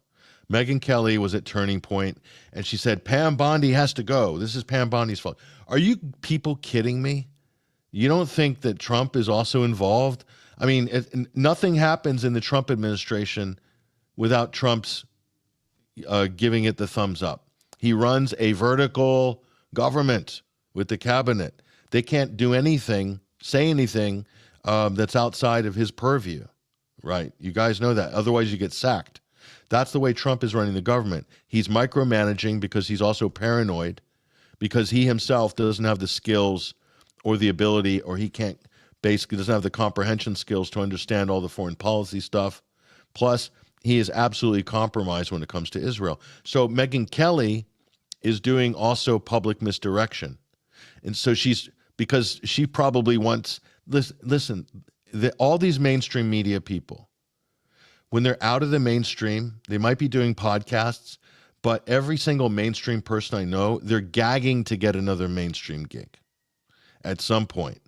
And 'cause the money's too good, the workload is nothing. And the basically golden parachutes and everything else. So once so she's basically probably wants a job in the Trump administration. So she's pushing on this, but she doesn't want to throw Trump under the bus. Trump needs to go under the bus. I thought the buck stops with the CEO. I thought Donald is America's CEO. But he's not on the chopping block. So Laura Loomer's saying Bondi's got to go. They're all basically doing the same thing, these people. And the reality is this administration is corrupt to the core. The entire cabinet is corrupt and compromised. The president of the United States is captured by a foreign government. Okay? Arguably, holding his family members hostage in a certain type of way. You could read that, of course. So Trump's the problem. He's owned and operated. Not that Biden wasn't, but the level of penetration of the Israelis into the Trump's life, his family. He's basically the New York synagogues or whatever the what are they called? The Chabad. They've got him basically by the neck, so he can't do anything. So all these people don't. I'm telling you, Loomer. I mean, bad news. So she's basically turned into an agent provocateur, probably working on behalf of the Israelis. I think most certainly. And where's Mike Cernovich on this Epstein thing? Has he gone quiet? He blocked me, so I can't look at his tweets. I never see his stuff. I have no idea why. He feels threatened by me, or I don't know why he blocked me, but anyway. Plenty of reasons from our 2016, 17, 18, and 19 coverage, I'm sure. probably. But anyway, what's Mike Cernovich have to say? Because wasn't he one of the people handpicked to receive the Epstein files on the White House lawn with libs of TikTok and Liz Wheeler and well, I think anyone that got their hands on the binder are the true believers, still believing in all of this and doubling down and defending it. Although some of them are offering, like with the Laura Loomer, for instance, there are some people who are like, well, they still believe Trump did that. Oh, you've got traitors within your ranks, so you need to get them out, and they're playing that stupid game. So it's not none of it's helping. But if you go against Trump, you will not get access to the White House. You will not get given anything. You won't be invited to Mar-a-Lago and all the sort of benefits that come with it. So that all those Bennies, Benny, you know who I'm talking about? Benny, the conservative podcaster. Yes, absolutely. Yeah. You know, what's his last name again? Johnson, maybe. Benny Johnson. Yeah, he's a real piece of work, isn't he? Talk about fake. Talk about fake. I won't say the other part, but let's just say fake. I watched all of Megyn Kelly's copes yesterday. You saw that. Spore and I sat down and watched them, and I had to pause. Like, poor Spore. I'm sorry, Spore, if you're watching. I had to pause like 6 times during that and do what we're doing right now, kind of break it down, just to myself and to her, so that like I wouldn't forget any of it. And my first thought was, okay, so Megyn Kelly, what a crafty, to many people, what a crafty analysis that she came out with, right? Because it's like she comes out and she's mad. She's mad about Epstein. She's mad that President Trump, softcore mad, just, peeved. She's peeved that Donald Trump's called Epstein that guy, and she even showed, some of the 1992 pictures, if I recall. And then she like softballs it the whole way through, talks about how bad this is, how people do care about it, and how MAGA's upset, and it's like, okay, cool, MAGA's along with me. And then she goes, well, I did see Scott Adams come up with an interesting take on it, and I didn't go source his take, but what she paraphrased from him was basically that this has to happen or wars will continue. Right? Same line that we got when Donald Trump allegedly called Candace Owens and told her to stop talking about Brigitte Macron. If you don't stop talking about this, the war in Ukraine will continue, and the deaths of, tens of thousands of more Russians and Ukrainians will be on you, Candace Owens. And it's like, wait, what? How? Like, nobody wants to talk about how or why. It's ridiculous. It's so ridiculous. And then she goes to Turning Point USA or CPAC or one of those, and she kind of did the same thing. Like, she gets the crowd rowdy about Epstein and then blames Scam Blondie, as like she had the authority to be the media person via the Trump administration to toss shade at Scam Blondie. And it's like, it's feckless. It's toothless. It's, we know it's meaningless. There she is right there. Turning Point USA. Like, she is such a slick operator. Whoever helps her produce this and sets her up with her angles. They put a lot. Listen, Megyn Kelly is very smart. She's a trained lawyer.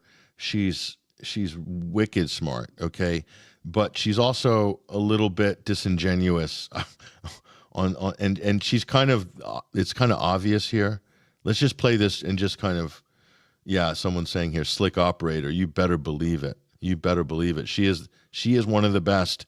Listen to her for a minute here, and she's with Charlie Kirk here, who looks like, what was that, Beavis and Butthead? Remember that cartoon? He reminds me of one of them. Which one? Todd? Yeah, I don't know. Or is it Beavis or Butthead? Charlie Kirk. It would be Butthead or Todd, probably. Is a carnival barker of the highest order. Todd, though, that's for sure. Yeah. Here's Megyn Kelly. Tuesday. Nothing's going on. Has anyone been on X in the past hour? They're happy. That's why they haven't been on social media. We'll update you. Why don't you update them, Megyn? Well, this is the first big scandal, I'd say, of the Trump administration that's on Team Rational. It's not a fake media scandal like the left tries to create for President Trump every other day. It's one of the right's own making, and it's not going well. And it has to do with Jeffrey Epstein. Yeah. Let me just ask you, make some noise if you care about the Jeffrey Epstein scandal. Raise your hand if it matters a lot to you. Raise your hand. So every hand of 7,000 people. Everybody cares. I think a lot. I said a lot. Every hand. Look, Charlie Kirk would be just as happy to see this thing dead and buried. The only reason he's giving it oxygen is because he has to, because the base won it. He himself, these two people, Megyn Kelly and Charlie Kirk, they weren't on this story way back when. They you know, it might have mildly amused them, and then when it became a thing, and they sort of added it to their, you know, roster of stories that they would shout about in order to own the Dems, because the Clintons were involved and so forth. But he himself, you can tell, he just doesn't want to deal with this because it's getting close to Trump. But don't worry, Megyn has a solution.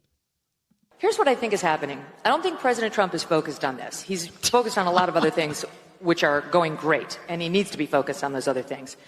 Trump is doing so great right now. Everything's going so great that he can't be focused on this Epstein thing. I mean, she's gagging for a job in the administration. Jeffrey Epstein's not the most important thing on his agenda by any stretch of the imagination. Really? Do you guys agree with that? He said as much, right? I think it Are is. people still talking about this? I think it is important. That's why it's being covered up. Megyn Kelly, I mean, she's really, you know, she's swinging for the fence here, guys. I mean, he's crushing it on the tariffs, foreign policy, just got nominated. He's crushing it on the tariffs. He's crushing the fucking U.S. economy. Sorry, pardon my French. He's crushing the U.S. economy. That's what he's crushing, Megyn. He's crushing people with his foreign policy, too. Literally. They should call this talking point instead of turning point. Talking points USA. Oh, I like that, Ruckus. That has legs. That actually has legs. Yeah. We're gonna redo the logo. I think that's gonna happen. Nobel Peace Prize. If not Trump, then who? Honestly. Barack Obama got the Nobel Peace Prize after 9 months in office. He had done nothing. She's so thick, okay? She's smart, but she's also... Look, Donald Trump deserves the Nobel Peace Prize. I mean, that's how desperate she is to ingratiate herself with power, okay? And then Barack Obama, I think, if I'm not mistaken, I think he got it in his first month in office, if I'm not mistaken. That's right. Not 9 months. So she got that wrong as a journalist. She should be fact-checked. I don't know if that's correct, guys, but I think he got it in February 2009. If I'm not, someone look that up, please. If that's the case, Megyn doesn't know what she's talking about. Obviously, she got the dates wrong. It's okay. Facts don't matter. It's you in the world of that journalism. Here, hold on. He gave a nice speech about Muslims, and they gave it to him. So President Trump should be getting the Nobel So she pulls the Muslim card. Again, great. Ticks that box for Turning Point. Peace Prize, and there's all sorts of things he's focused on. I just don't think this has captured his attention quite yet. But it needs to, because it's starting to create a real hornet's nest within the administration. And I've got to be honest, I blame Pam Bondi. Of course. I'll tell you why, okay? I have nothing, yes, incompetence, yes. I have nothing against Pam Bondi as a human being. I was fine with her nomination and her confirmation, and she's been loyal to the president, and I get that President Trump needs a loyal attorney general. Look what happened with Sessions the first time. He went away, and then the next thing you know, we had the Mueller investigation, and it was a nightmare. But there are a lot of other people who can be loyal and competent in that job. Here, she is the reason that things are unraveling around this story.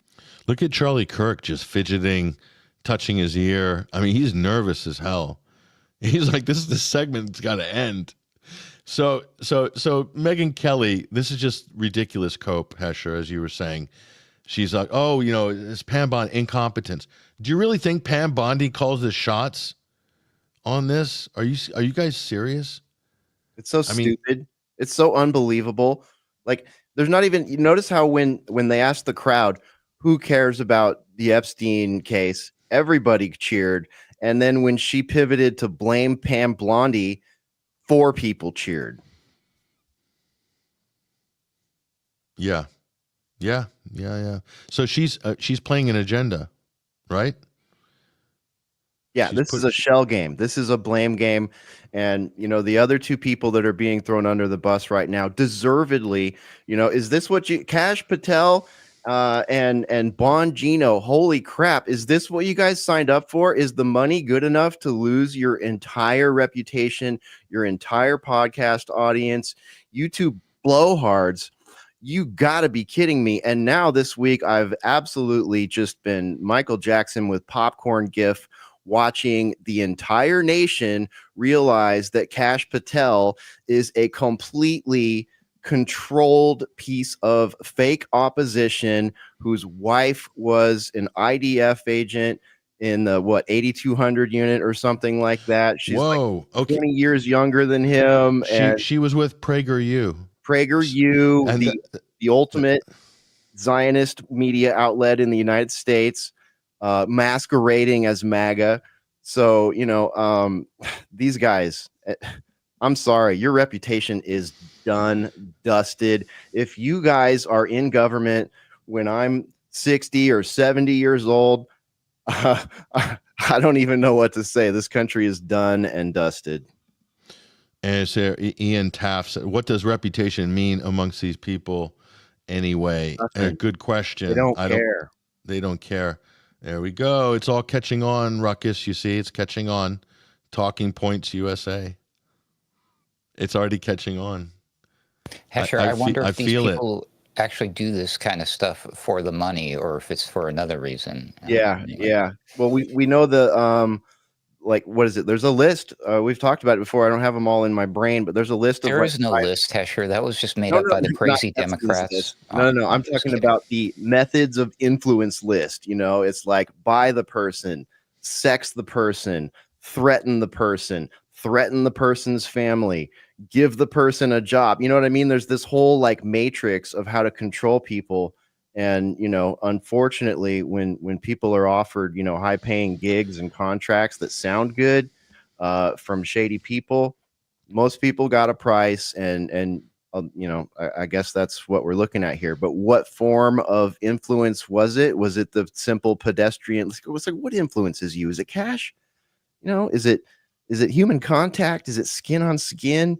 Is it rent boys? Is it prostitutes? Is it something even more illegal that we don't like to talk about that is the nexus of this entire conversation? It's just a giant machine that's always, the gears are always turning on this. That's all. It's here's Kash Patel's GF is a Zio fembot. Look, I mean, of course there's hypergamy, but 20 years his junior. He's obviously got he's landed very quickly this high profile position. So he didn't have it before. He was known to be, been courted for some kind of position in the Trump administration. Nobody knew it would be FBI director, but there he is. So what if the Israelis said they want him in as FBI director? And then this person would know he was going to be FBI director. And not only that, Kash Patel made some very strange statement. We need to focus on protecting Israel. Do you remember that media statement? It was a couple of months ago. And I thought, why is the FBI director talking about Israel? I don't know. Where's that coming from? Well, that's where it's coming from. So that's a little bit of an issue. Kennedy did the same thing from his position. Made no sense. I don't know. I got a problem with it. So I think Kash is, I've seen many interviews with him. I think he's a genuine guy. He's a good guy. His heart's in the right place. He was badly done by in the last administration, the whole Russiagate thing. In some ways, he is a good person to clean up the agency in some ways, but I don't think he's strong enough. Clearly, he seems to be captured, so he's not really up for the job in all senses of the word. Obviously, I'm hoping for the best. But Yeah, it's not a Especially good. if he's compromised in his own house. You know what I mean? Like that kind of compromisation, your wife, your domestic partner, your husband, whatever the case may be. You know, we could talk about John Fetterman too. But you know, a lot of the spouses are handlers, and we've got, you know, hard examples of that happening over history, and a lot of people that are potentials right now for that category. And I mean, he's a prime candidate, and it's like maybe he did have good intentions. You can have the best of intentions and come across a woman like that, and you know, get married up, and all of a sudden, you know, you're not autonomous anymore. You're part of a team. Your life depends on it. Your household depends on it. Maybe your children depend on it. Some of these fake wives and husbands from the, you know, intelligence agencies, they go all the way, man. They'll give you kids, they'll, you know, whatever, you know, they entrench themselves in their lives. And all of America, or at least a large portion of America right now, is asking that question about Cash and his wife. And look, do you know who? Just remember, do you know who took Matt Gates's House seat? Randy Fine. Randy Fine. Just a few IQ points better than Fetterman. And, you know, he's built like the Goodyear blimp, but he is the most ferocious Zionist. And I think he's a dual passport holder with Israel. I'm not sure, but that's who took Gates's seat. Think about that, guys, for a moment. And really didn't have to earn it. You know, he didn't go against Matt Gaetz to get that seat, obviously. Just put that on the board for a moment. But Kurt Boss, look at this. Kurt Boss is basically flexing here. He's saying, "I'm months ahead of everyone, Patrick. You should highlight my comments." You got to appreciate the chutzpah. Honestly, I give Kurt Boss top marks for the chutzpah. Kurt has had some great comments tonight. He's flexing. It, yeah. He's flexing hard. I like that. So, and he is. Kurt's on the money, but there's other people who are on the money as well. This is good. Believe nothing until it's been officially denied. Otto von Bismarck. He's a man who would know. One of the great all-time statesmen and commanders there. And so, yeah, you guys, look at the Trump family. I mean, he married into the Kushners. The Kushners, Jared Kushner's father is a convicted felon and one of the most underhanded, kind of Zionist operatives. And look at his case file. I mean, it's crazy. So, and Chelsea Clinton, Marvin Mavinsky, and her son, convicted Jewish lobby tangential felon. So think of the 2016 election, Trump versus Clinton. No matter who won, Israel wins. You see that? Isn't that amazing? The mirror between Hillary and Trump. It's yeah. And what is the win? You know, because I thought about this a lot over the years. Like, to me, it's multifaceted. There's a lot of wins we could point at, but like maybe the biggest accomplishment has been polarizing the American people, has been, the sort of the culmination of the culture war, milieu being grafted to the sickest parts of it being grafted onto basically the Obama crowd as Obama was coming out. And then all the worst aspects of conservative thought, and just not even the worst, just the most angsty, the angriest, the loudest voices that wanted to return to like a constitutional framework. Now they've been destroyed. Okay. So it's like Trump getting in instead of Hillary. A lot of people didn't understand it and would not entertain the fact that maybe that was a selection instead of an election, which is still up for debate. But when you look at who benefited and how they benefited, they have destroyed this country. The identity politics have turned us into a civilization, a society that don't know how to speak to each other, that don't understand the context in which they live. And it gets worse every time the pendulum swings to the other side because of the way these buffoons, clowns, actors, lobbyists, fake podcasters, the way that they behave, their talking points USA delivery, as Ruckus called it, has completely destroyed the fabric of family, of politics, of a desire for life, liberty, and happiness in this country. And that's going to be the thing. That's the Humpty Dumpty. That's the genie that's out of the bottle. That's the toothpaste we're not going to be able to put back in the tube. That we're not going to rally around a politician or a political party ever again in any sort of realistic way, because this was a huge farce. It's a rug pull. It's a big rug pull. Hector Seda, fame, fortune, and money, ... and then blackmail. Kind of, yeah, he's kind of on the money there. Hector is no slouch. He's one of our more intelligent commenters. So is Rupert Fellows, guys, because this is what it's all about, guys, right here. Rupert's nailed this. He said the tapes and the hard drives were taken from Epstein's walk-in safe by the FBI is where all the dirt is. Yeah, the dirt's still there, guys. That's the point. It's being kept because that is the most valuable dirt on the planet. That dirt is gold. That dirt is gold, and it's worth. And this is what you got to understand about the blackmailing and between the press, law enforcement, government, and all these intelligence services. The stuff that doesn't make it to the public, that's the real valuable stuff. And it remains valuable so long as it's suppressed. And it's used to move mountains and borders and overthrow governments and you name it. And so if you read, John Perkins and you read some of these more deep state diarists, you'll know that there is a gray area there. And it wouldn't make sense to any of us, of course, but I'll bet you the real story here is wild and it's connected to so many different things that we couldn't possibly comprehend, because that's just the nature of people and overlapping networks. But that dirt will stay in the safe and it'll be used by everybody, successive administrations, foreign intelligence services. And let's get back to this, because we have to underline this point here. We'll remove Megan. Thank you very much. Goodbye, Megan. This is the point, guys. Look at that.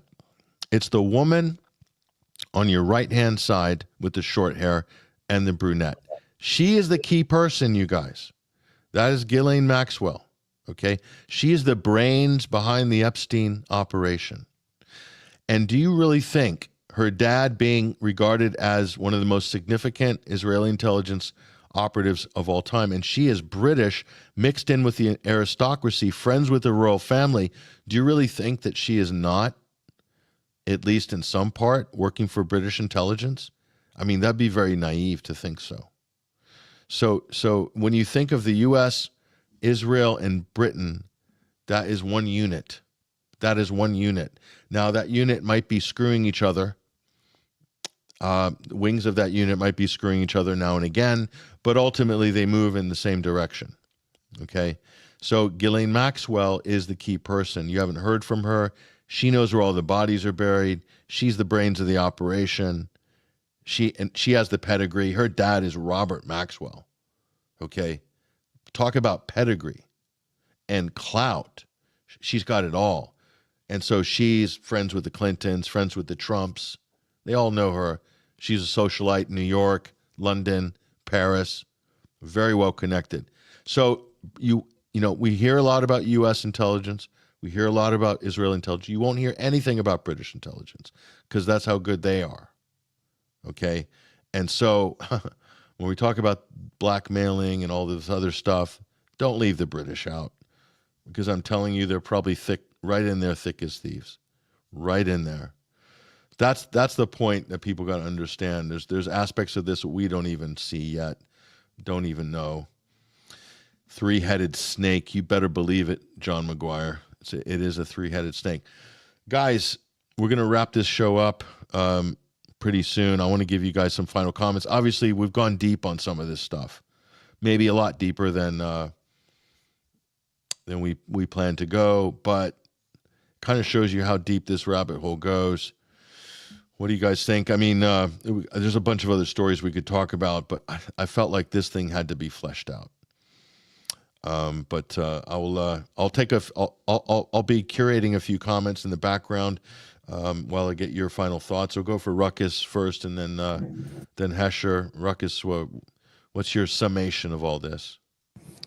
The Epstein thing is not going away, but if Trump has his way, it will. What you were mentioning there earlier on, Hesher, about how we were all hanging out, having a little bit of a late night discussion last night, that is the biggest new piece of all of this bizarre cope coming from the president himself. He went on Truth Social, posted like 2 pages worth of a bizarre rant, all in capital letters, and hidden among that is the fact he's literally saying that now the Epstein files were completely made up by Obama, Brennan, Hillary Clinton, and the radical, crazy, lefty lunatards. I'm paraphrasing here, but that's literally what. It's like they're just going to keep continuously doubling down, tripling down, and just probably, hopefully, wait until the 24-hour news cycle kicks in. Bitcoin just hit an all-time high. Maybe they'll distract everybody with that because it's quote-unquote crypto week next week. So I'm guessing that they've got a few surprises, things that are going to make America look like they're winning to keep everybody's minds off of this. Meanwhile, it'll probably be independent journalists such as us and a few crazy leftist libtard whack jobs on their blue sky will be the last people to talk about it. Yeah. And as far as Megyn Kelly's concerned, I'm not so convinced, Patrick, that she's vying for a political position. I think she's very good at her job, and she wants to maintain that job. So she was. Oh, got a freeze there. Major storms going, Patrick. There's a chance Ruckus just lost his power. Big thunderstrike right when he went. Well, hopefully he'll come back. So we'll leave the door open for Ruckus if he's able to come back. Yeah, but I get where he was going with that, and yeah, there's some other stuff drifting in that's really interesting. Wexner Brothers. We're real effing anti-human. Okay. Right. Yeah. Oh my gosh. Yep. Yeah. So anyway, where are you at with all this right now, Hesher? Well, someone in the chat said, imagine if Obama had been hanging with Epstein. And I thought that was a really great comment because my immediate thought to that was he didn't have to. They had Diddy for him. You know what I mean? And look what just happened with Diddy. Like they're what I'm seeing right now is the deep state.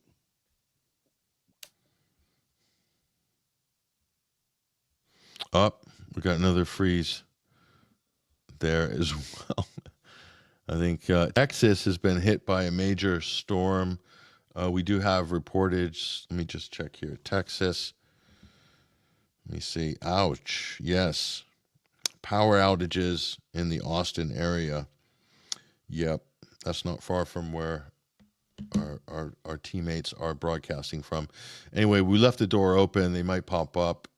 We will wrap it up. So yeah, it is. This is quite the apocalypse, the lifting of the veil, and as we said before, this really marks the end of Trump Camelot. It's over. It's over. So I think no matter what. This story and everything it represents is really, it's just this week. That's it. The mask's off. Trump can't pretend to be a populist anymore, and that's the end of that. So we, I will stop them. Hesber got us tracked. Yeah, we got some interesting comments going on here, you guys. There you go. The deep state is shutting down the stream. You better believe it. We have thrown too many truth bombs in. I think I see Hesher's coming back. Just waiting for him to reboot his studio. But yeah, we'll bring him up in a moment. But anyway, that's where it's at, folks. This is where it's at. Trump, it's the MAGA honeymoon is over.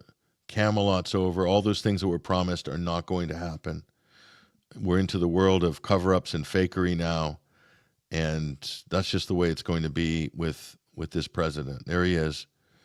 No matter how many hand gestures Donald Trump does, how many denials, saying fake news media, whatever, it's not going to work anymore.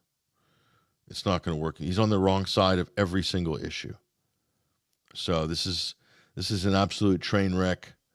It's this is it. Look at this Kurt Boss again. He's on the money.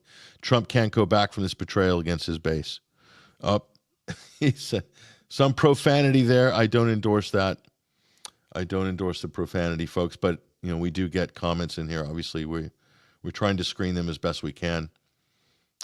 We don't have a boiler room in Bangalore doing it for us like Instagram does. So unfortunately, we have to do this on the fly. Yep. Here we go. Let me see what Adam Clark's come in with a comment here that took out Hesher. Yeah, I think we're talking about something. Hesher's come back. I see Hesher there, but he hasn't got his studio background kind of a level there. I think he's trying to basically reboot or something like that. Yeah, folks, that's where we're at. Donald Trump's toast in terms of his credibility. So it's just not going to happen. There we go. Bring Hesher back up on stage. There he is. Yeah. What's that? Is that a power outage with the storm, Hesher? Yeah. Let me turn my light on real quick here. It knocked all my lights off. Oh, wow. See, this is live TV, folks. Got real action here. Climate change, breaking. Climate change hits Texas. Big time hitting us. So before I was so rudely interrupted by the weather modification people or God there, I'm not sure which, I was trying to say that I feel like right now, the Trump administration or whatever, the deep state via the Trump administration, they're tying up all the loose ends. And I think this is something noteworthy and that we should consider. Diddy, loose ends tied, case closed, right? No RICO, maybe 15 years for good behavior. We saw how that worked out for Jeffrey. He was only in jail 6 days a week, and he was able to drive his car and have a television mounted on the wall and take meetings and all this stuff. Wouldn't be surprised if Diddy's experience isn't similar. So we didn't need Obama to hang with Epstein because we had this whole alternative boule system set up for that particular honeypot. So this has just been going on as long as our country can possibly remember, probably. And I mean, just look at it. Look at all the documentaries on Netflix about every serial killer, every scandal. Hulu, as soon as a scandal comes out, they've got the cotton candy version of it for you so that you can just absorb it and move back on to, Real Housewives of Atlanta or whatever the hell. You know what I mean? It's like, and you'll hear Trump. I've played clips of Trump saying this basically, ended this war, did this, did that, deliver.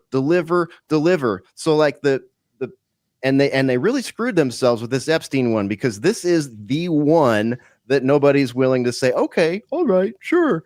Except people that, watch Megyn Kelly and believe everything that comes out of her face, and Charlie Kirk and these people. So what does it mean? What does it mean in the overall picture? If what I'm saying is, if there's a kernel of truth there, what does it mean to close out all of the old scandals, right? Why was he interested in JFK files, MLK files, RFK files, all these things? I'm going to solve all this. 9/11.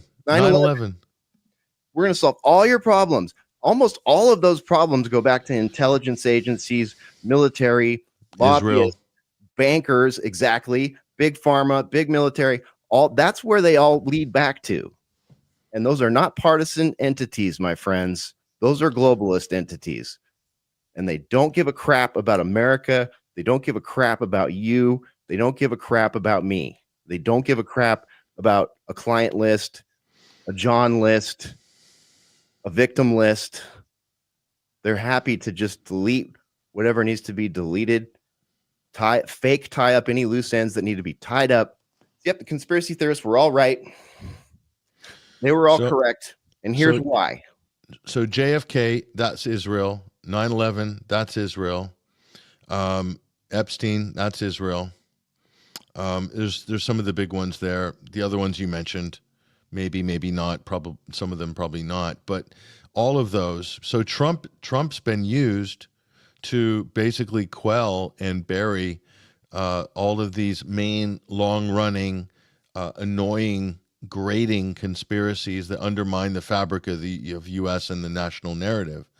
And here's the important one. Shelley from the Northwest has said MAGA has been able to play the righteous identity game for over 10 years now, but not anymore. Wow, that's a spot-on comment right there, because that's a big shift.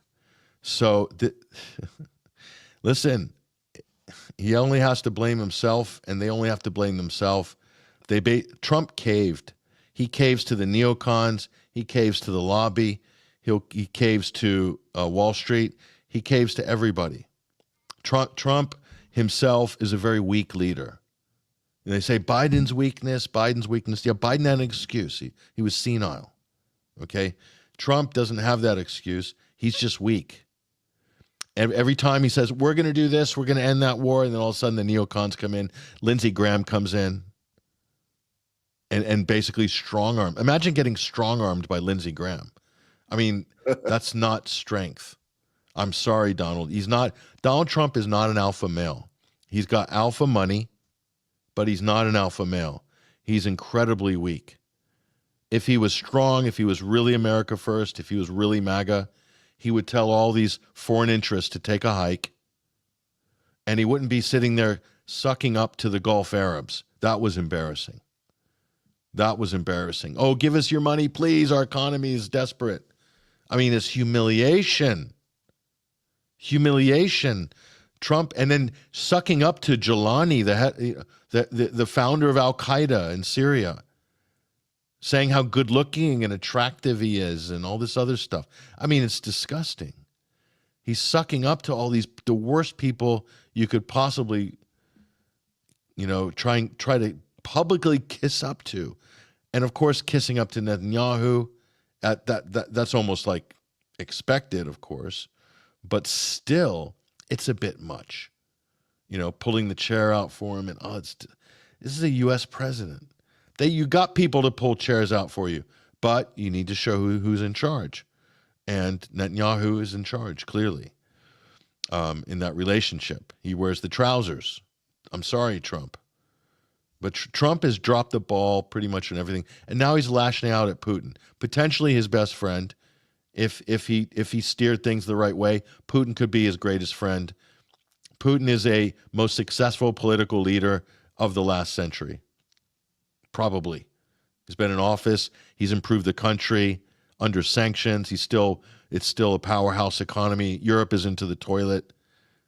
I mean, talk about success. So Trump has just basically said he's full of shit. He's full of BS. Russia's not full of BS. Russia hasn't changed their tune in 3 years on Ukraine. Trump is flip-flopping every day, and he's calling Putin, saying he's full of BS. So I don't know, Hesher. It's this is the end of the line for MAGA as far as I'm concerned. There's no way they can recover. Why? Because I don't see any truth I don't see any signs of truth, Hesher. I don't see any signs of integrity. I just see more bad moves being made. I see more screw ups. I see more gaslighting. It just doesn't look like you'd think after all the lawfare and all this stuff. And it's a year. It's a year after his assassination attempt at Butler, Pennsylvania, and guess what? Everybody's like this. Where's the 1 year anniversary? And wasn't this the greatest event, like most crucial, important thing ever? Right? Where is it? That says a lot, doesn't it? Mm-hmm. Is that telling? Yeah, very, very. And notice they're trying to. If you look at the most recent reports about Butler, Pennsylvania, they're kind of leaving that one open to a little bit of conspiracy theory, a little bit. It's kind of like, yeah, maybe there was something up. It's like dangling conspiracy candy in your face. Like, we knew something was up with that the second it happened. It was easy to spot with our background. It had all the hallmarks, our entire Daily Shooter taxonomy was encompassed in the 3 different people that they claim attempted to assassinate Donald Trump. And again, let's just we'll put a pin in the fact that we don't have all of the facts, but look at the outcome. The outcome was exactly what we said it was going to be back when it happened. This will elevate him to superstardom in less than 3 minutes. And it did. And, people are still high on that. People are still high on that opium because they didn't have the critical thinking skills to question that and leave it as an open-ended event. So they're going to put a bow on everything from JFK to the most recent murder of a politician. They would put a bow on all that stuff. They got their documentaries about all of it. They got their New York Times articles about all of it. They got Trump's statements, his truth socials about all of it. And according to all of them, these things are all done. And guess what, you stupid pleb? Epstein is done too. Don't talk about it anymore. Who the heck is this guy even? You don't know crap, and you're going to perpetuate more war if you don't shut the F up and just sit down and accept what global government and corporate government tell you.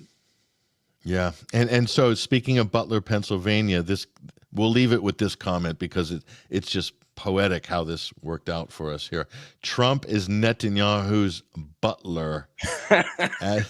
as we said, Butler, Pennsylvania. I love that. That's just poetic, isn't it? That's just poetic. So, I mean, there's some awesome comments. Thank you, everybody, for participating here, especially on the YouTube streams. And Rumble, too. Rumble. And we got a couple thousand comments in total here, which is great. They've just been flying in. So yeah, it's like there's so many crazy things that are being said here. I can't even. Trump and look, Trump and the ear of miracle healing. Yes, sir. The magical healing ear of Trump. Yes, I got friends who work in the film industry, and I've done some gore as well in the film industry, working on standby props. So I worked with the makeup people who did the fake injuries, and I did a war film once, and I saw how some of this stuff worked. The squibs too, and so they said that the blood on Trump's ear looked exactly like a squib. It looked like it was fake, and these are people who work on this stuff every day, and they said, yeah, that's definitely fake. It just hit me in the lobe. It heals fast. It's just the lobe. Yeah, I know. I mean, if you're gonna fake an assassination attempt, you're gonna have to get a scar. So it's an actual cut the ear. I guess Trump wasn't up for that. So I mean, we're speculating here if it was a fake assassination attempt, which is we're being hypothetical. So not to offend anybody if it happens to be real. Look, do you blame us? Where is the inquiry report on the Butler, Pennsylvania thing? Has there been anything? No, there's nothing. Where's the big investigation? No, nothing. But they have a whole ream of stuff on all these other stupid sideshows, right? Yep. And how real is an event if, like, let's look at the Newburgh sting that the FBI did or the 93 Trade Center bombings. How real is an event if you've got federal agents entrapping people to do things that entrapping people with low IQs or mental disabilities? Literally, go watch Newburgh Sting if you haven't seen it. They will go after people that are mentally incapable or people that are, experiencing trauma and expressing that through rage and anger and, ideological means. Like, they will exploit those people. Does that make that incident real? Like, what is real when we have all these shades of influence that we were talking about earlier? Yeah. Look at this. Another poetic comment here by Scully, the Hypno Skull. The art of the heel. That's right. The art of the heel. Nobody's ear could heal like mine did. Quite frankly, the doctor said they'd never seen anything like it. I take a lot of creatine. MAGA dose of creatine. Yep. Butler, PA quickly vanished down the old reliable memory hole. You're darn right it did. You're darn right. So, yeah, that's it. Another daily shooter event. Yeah. So 6777 says, so the firefighter wasn't killed then? No, that's not what we're saying. We're just saying we've seen enough examples of these similar events that do end up, unfortunately, very sadly, with people losing their lives. As far as we can tell. But I would guess if you went and explored that, if you put on your journalist hat and you went and you did some FOIAs and you called some coroners and you called some police stations, you would not get any factual documentation on that man's death. And it would be anathema for you to even ask. That's how they'll treat you for even asking. So it's a valid question, but it's the kind of question that people with an emotional stance take when they hear something that causes dissonance about an event. So, it's like, oh, you're not allowed to ask that. What are you saying? This person didn't die? It's like, no, I'm saying the facts are unavailable. I'm saying the coroner reports are unavailable. I'm saying the police reports have been classified. I'm saying the federal government has come in and taken over the case. And any FOIA that you submit is, if you get it returned at all, is going to be highly redacted, just like when our friend Mark Anderson did that for the church shooting in South Texas. 70 pages, most of it redacted, most of it black bars. Redacted. Ooh, why? I wonder why. That's interesting, isn't it? Yes. And then on top of that, he drove to that church and he inspected it. He looked at it. He took pictures of it. He drove around and he compared that to what was said in the news reports. And it talked about bullets riddling the outside of the building. Not a single window was broken. The stucco was 100 years old. None of the things that were said in the media reports matched up with what he went and saw with his own eyes. And then he submitted requests like a good journalist would, and he got redacted freaking documents. So, I'm not picking on that person. I think they probably know what I'm talking about. That is the kind of question that you get in return when you propose that some of these events are not above board. Yeah, the shooter who couldn't shoot was in a BlackRock ad. That's true. Ad or documentary, like Omar Mateen, the Pulse nightclub alleged Pulse nightclub shooter. Omar Mateen was in a documentary as well. So both of them kind of character actors, if you will, for major interests. And it's we've been through that before, so we could do a revision course on this, but it does tick all the boxes, folks. So of course we have a right to be skeptical. I'm skeptical because I don't see the all singing and dancing investigation or inquiry. It's like, oh, nothing to see here, we're not going to deal with that.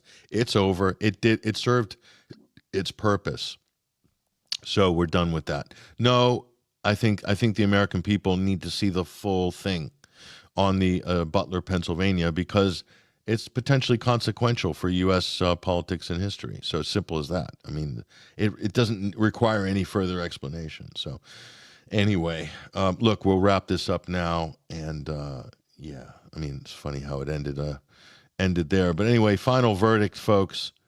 It's bad. It's bad. MAGA's toast. We could do an RIP, bring out the funerary violinists to do a concerto because it's done. It's done. Anyway, Donald Trump, good luck.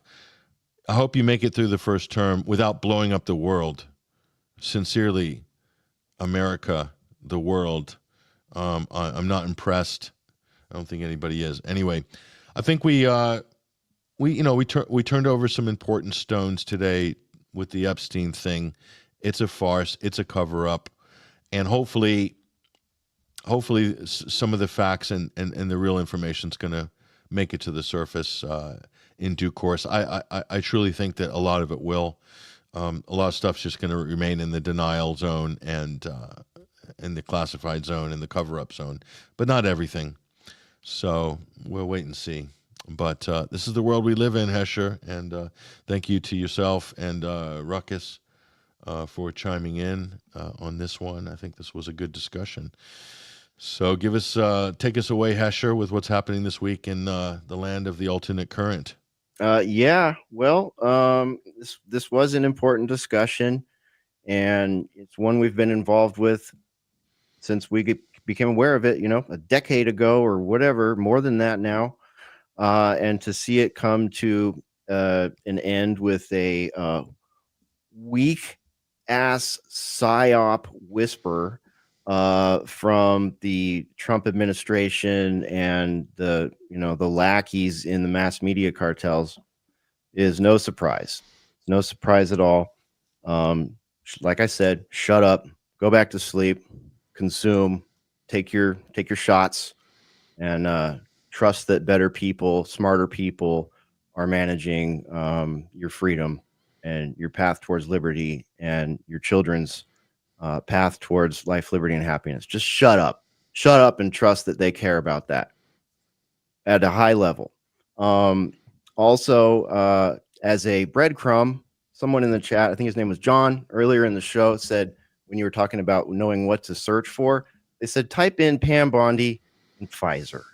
Please, everybody type that in right now. Come on, do it. Do it while we're still on air. Maybe you can get a comment on the screen when we're on the way out. Type in Pam Bondi and Pfizer and tell me what the first 5 articles you see are. And if that doesn't just put another brick in the wall about what we're saying here today, find us on Boiler Room. We're live Thursday nights around 8 p.m. Central. And we just finished one the other night. It's up on the website, alternatecurrentradio.com. So we'll see you there. Thanks for having me, Pat. And I hope everybody has a great rest of the weekend. Yeah, thank you very much, Hesher. Appreciate it. That's Hesher, folks, host of the Boiler Room at Alternate Current Radio Network. Go to ACR. Links on our show page as well. You can go straight to 21stcenturywire.com. On this show page at the top, you'll see the link to Alternate Current Radio. You can also support ACR, independent media platform, very important one as well. And that will certainly be appreciated by the people at ACR. Take care, Hesher. We'll see you very soon. There it is, folks. That's how we roll. That's how we roll. It's plenty of information and angles there for you to explore. And thank you to our teammates, Hesher and Ruckus, for coming on board there for this important discussion. I'm Patrick Henningsen, your host. This is the Sunday Wire. This is our weekly omnibus news and analysis radio program brought to you here on ACR, 21stcenturywire.com, live on Rumble, X, YouTube, Facebook Live, BitChute, as well as the audio streams, Spotify, iTunes. We're on all those platforms as well. So do subscribe to us there. And more importantly, if you like the work that we're doing and you want to support it, you want to see more of it, we're going to need your help to make that happen. And go to 21stcenturywire.com, donate right up there, the little gold button in the upper left-hand part of the screen, just above our logo on the main site. You hit support there, donate, and you'll find the various ways you can support us. We got some great one-time donations as well, lifetime memberships, and subscribe and become a member at 21wire.tv. It's around $5 a month, which isn't too bad. If you're in Europe, you get the benefit of the exchange rate now on that, so it's very affordable, and it funds this operation, the Sunday Wire, the Midweek Wire, all of our other daily pieces of content. We have some excellent content daily on this platform, and thanks to our team here, and we are putting out video content almost every day, shorts, viral films, as well as our 2 main live shows on Sunday and Wednesday. And also we're adding new content. Obviously, we're wanting to add it in May and June, but we've been busy covering the news and doing our day-to-day, week-to-week work. So we appreciate your patience on that. But the daily reports and research on this site, our site, has never been better. And thanks to Freddie Ponton and some of the other members of our team. It's extraordinary work. So Monday comes and you're going to get very good quality research and archival work, which is on our site. So we have accumulated one of the best archives with the subject area expertise in a lot of important areas to do with geopolitics, especially. Sunday Wire, all the shows are archived. Again, you can go hit the tab. If you missed any of the programs, it's all there. You can watch it on video. You can listen to it on audio. Your choice. You can download it as well directly from our page. show page there. Just go to the archives. That's every week. So we're 5 till 8 UK time on Sunday, 12 till 3 Eastern Standard. So that's every Sunday. Similar times for the Midweek Wire on Wednesday. Obviously, this is subject to change due to things like logistics and so forth. Again, there might be a slight change for the Midweek Wire this week. We'll let you know. We're on the road during the week, so we'll try to arrange it, but we'll see how it pans out. But that's it. That's the show, folks. That's all we have time for today. It's been great having you. Appreciate it. If you're watching or listening on YouTube, please like and subscribe. We are in algorithm prison with YouTube. They don't like us. They've never liked us. So we have to physically overcome the algorithm. If you're listening to, if anybody's on the stream, it makes a huge difference. Just like and subscribe to this show, this live show on YouTube. It would make a hell of a difference if everyone does that every week. It'll help us break out. They froze us on like 15,000 subscribers for a decade, for 10 years, since 2015. Why? Well, because of the reporting we were doing. And we were repeatedly hit with strikes for nothing. Anytime we'd upload, new strike. So there's clearly some agenda at YouTube to prevent this platform from growing. And YouTube's won that battle, okay? Who are we to go against YouTube? They dislike what we do. They dislike me. They dislike this 21st Century Wire, and mainly because the reporting we're doing was so successful regarding Syria and some of these other issues that they had no choice but to censor us and put us in algorithmic jail. And they've done it. So we have to physically overcome that. Like and subscribe, especially on YouTube. On Rumble as well. Subscribe on Rumble. That makes a huge difference as well. Ring the bell on those two main platforms, YouTube and Rumble. We appreciate it if you do. It helps us massively because it helps to promote our content a little bit more so it's seen by more people. So, again, thank you so much. That's all we've got time for today. Really excited about Phil Zimmerman's new video. I'm tempted to play it again on the outro because it was so good. But no, I'll tell you what we're going to do. We're going to endeavor to get Phil Zimmerman on the program next week to talk about the video and how it was made, this insane video. If watch the recording of the show, halfway point, midpoint, we had Lines in the Sky. So Phil's new track, Lines in the Sky. Crazy video. Anyway, that's all we've got time for. We'll take you out with another track we premiered last week by Beady Man Poet, Viva Viva Palestina. Powerful track. Very talented poet from South London. Beady Man. Respect. He's representing, as always. That's all we've got time for. Patrick Henningsen, take care, you guys. I will see you midweek, hopefully, if not next Sunday. But check out 21st Century Wire tomorrow morning, Monday to Friday. We are absolutely hitting it hard on content. So do enjoy and support us if you're able to. We need it. We really, really need it. Anyway, take care. All the best.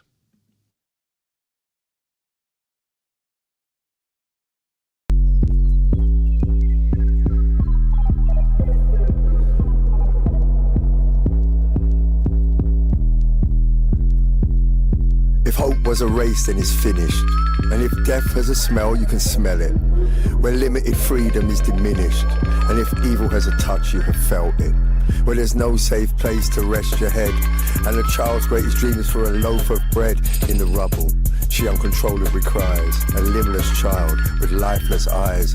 Bombs relentlessly rain down from the skies to claim more hopes, more dreams, more lives.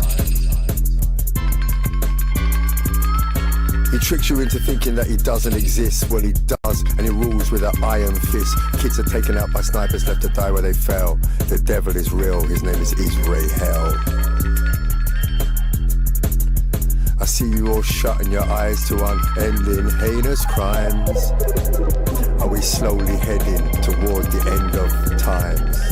To this I say, Viva, viva, Palestina, viva, viva, Palestina, viva, viva, Palestina, free, free, free, free, Palestine. Shaban Adalu, we remember your name. Hooked up to an ivy and engulfed in flame. I really don't know if I'll ever be the same after witnessing these images and feeling his pain. I sit here in comfort and the tears fall from my eyes, feeling totally hopeless, watching you get terrorized. He tricked you into thinking that doesn't exist. Well, he does, and he rules with an iron fist. Kids are taken out by snipers, left to die where they fell. The devil is real, his name is Israel.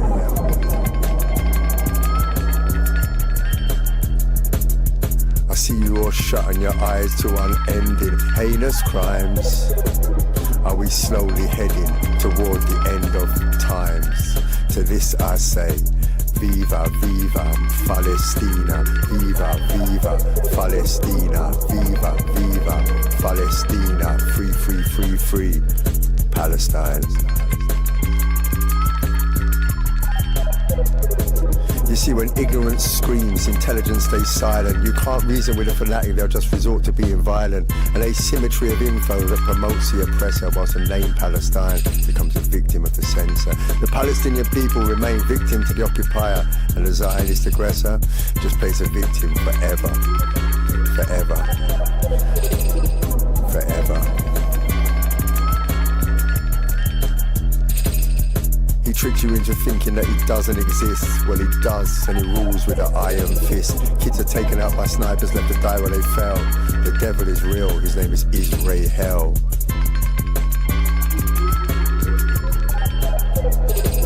I see you shutting your eyes to unending heinous crimes. Are we slowly heading toward the end of times? To this I say, Viva, viva, Palestina, viva, viva, Palestina, viva, viva, Palestina, free, free, free, free, Palestine. Wherever you find oppression, you'll also find resistance. You label them as terrorists, I see them fighting for existence. He tricked you into thinking that he doesn't exist. Well, he does, and he rules with an iron fist. Kids are taken out by snipers, left to die where they fell. The devil is real, his name is Israel. I see you all shutting your eyes to unending heinous crimes. Are we slowly heading toward the end of times? To this I say, Viva, viva, Palestina, viva, viva, Palestina, viva, viva, Palestina, free, free, free, free, Palestine.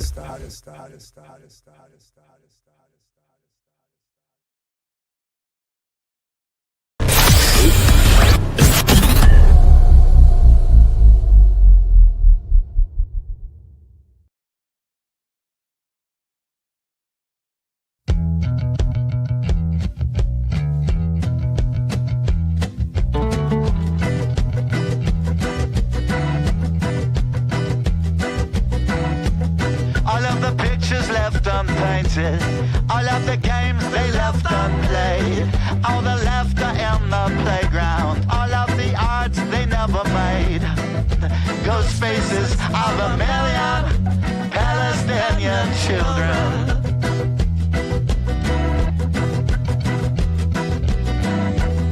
All of those voices left in silence. All with their names written in kind. Lest their bodies poked from rubble. Lifeless empty dolls to find. Ghost faces of a million Palestinian children.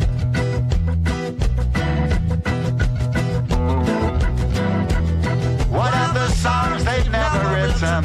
What are the words they'll never sing? And the darkness of the nightmare inescapable that rings. The ghost faces of a million Palestinian children.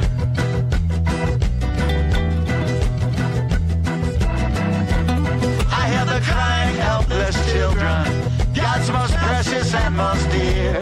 I hear them begging for the reason.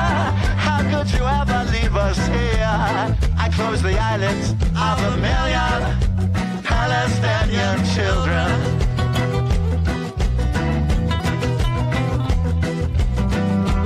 So what do we really stand